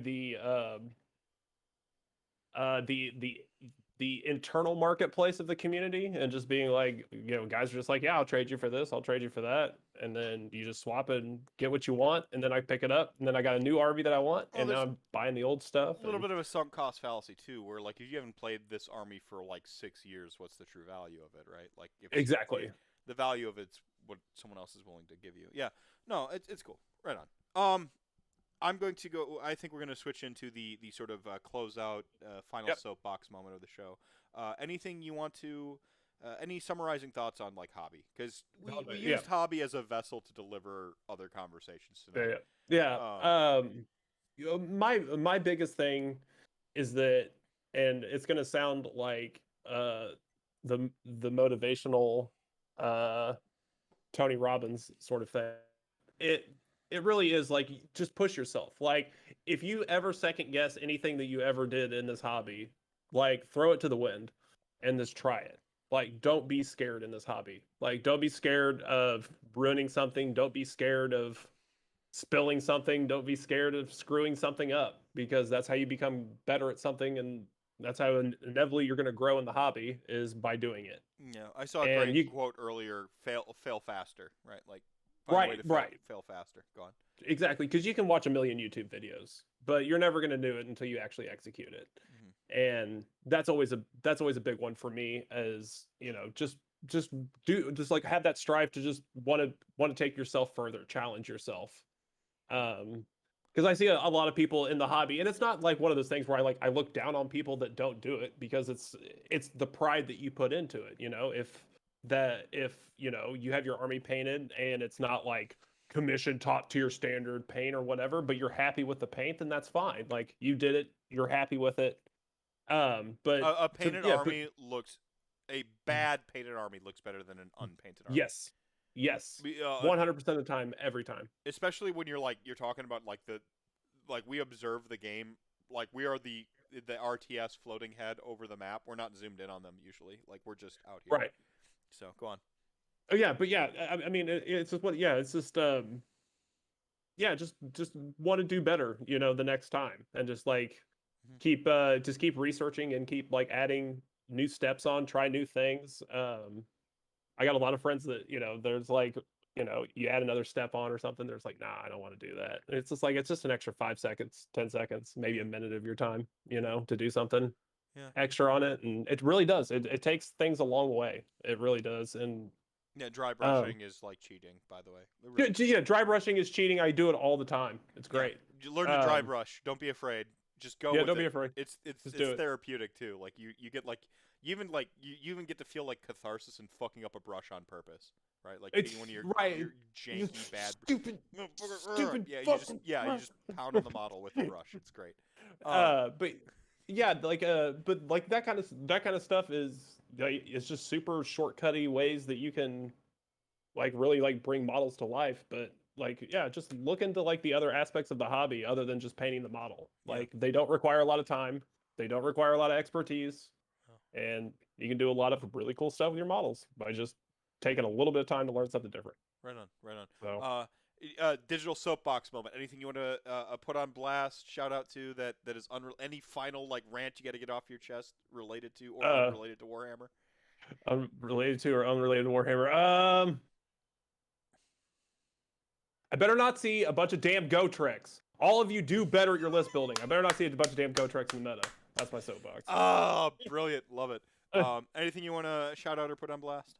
Yeah, I want to shout out to my people in Team Beatdown that decided to show up today. Buckets, Paul, Rusi. Thank you for being here. Thanks for your support. I want to thank the Mephisto, because without, I just want to be straight up. You were the first Discord I joined. Like, this is grassroots. This is back in the homestead sort of thing. So like, I can't thank you guys enough. Your Discord has been absolutely incredible. It has made me to what I am now. Uh I mean, like, I just, yeah, like, without your guys' support I wouldn't be here. Like, straight up. Like, you really are just like a champion of the community. Like, and I want you to know that. I don't know how to take compliments. That's that good. Hey, neither do I, so you better get used to it.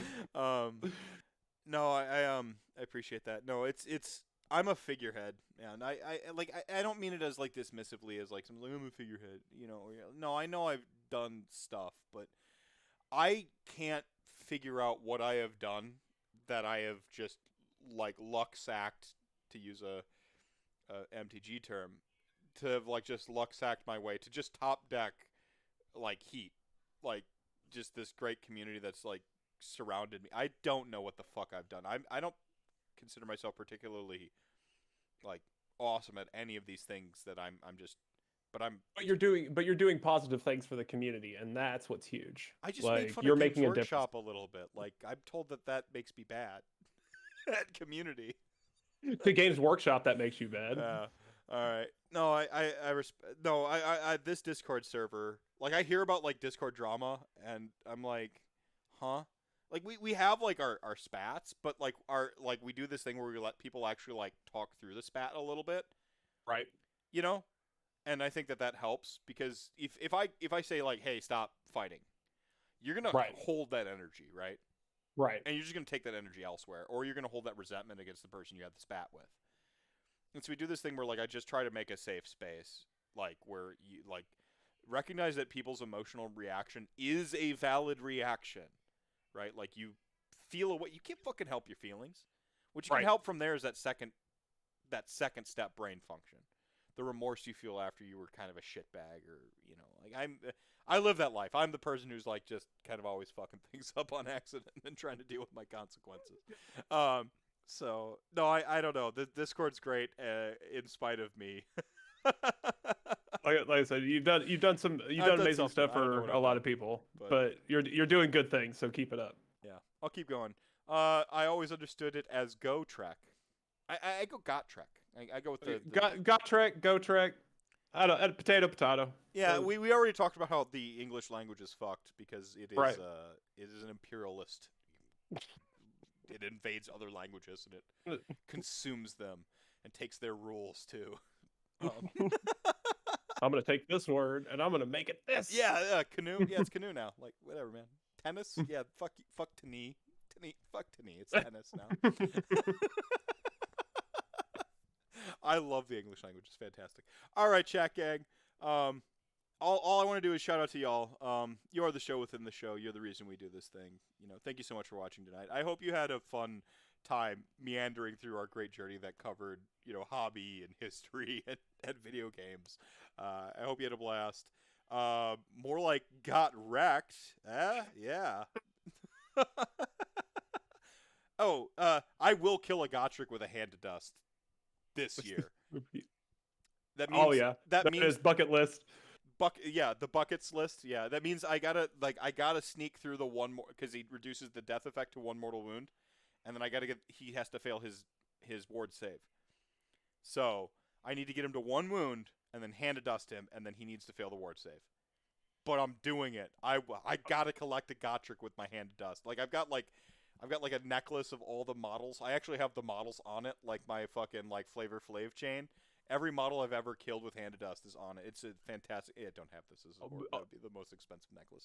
That would be the greatest thing of all time. Wouldn't it though? All right. Oh my god. Chat gang, you are the show with the show. The reason we do this thing. Thank you so much for watching this week. We will be back next week. I know I've been dicey with my schedule. Episode 100, the musical episode. Yeah, that's happening.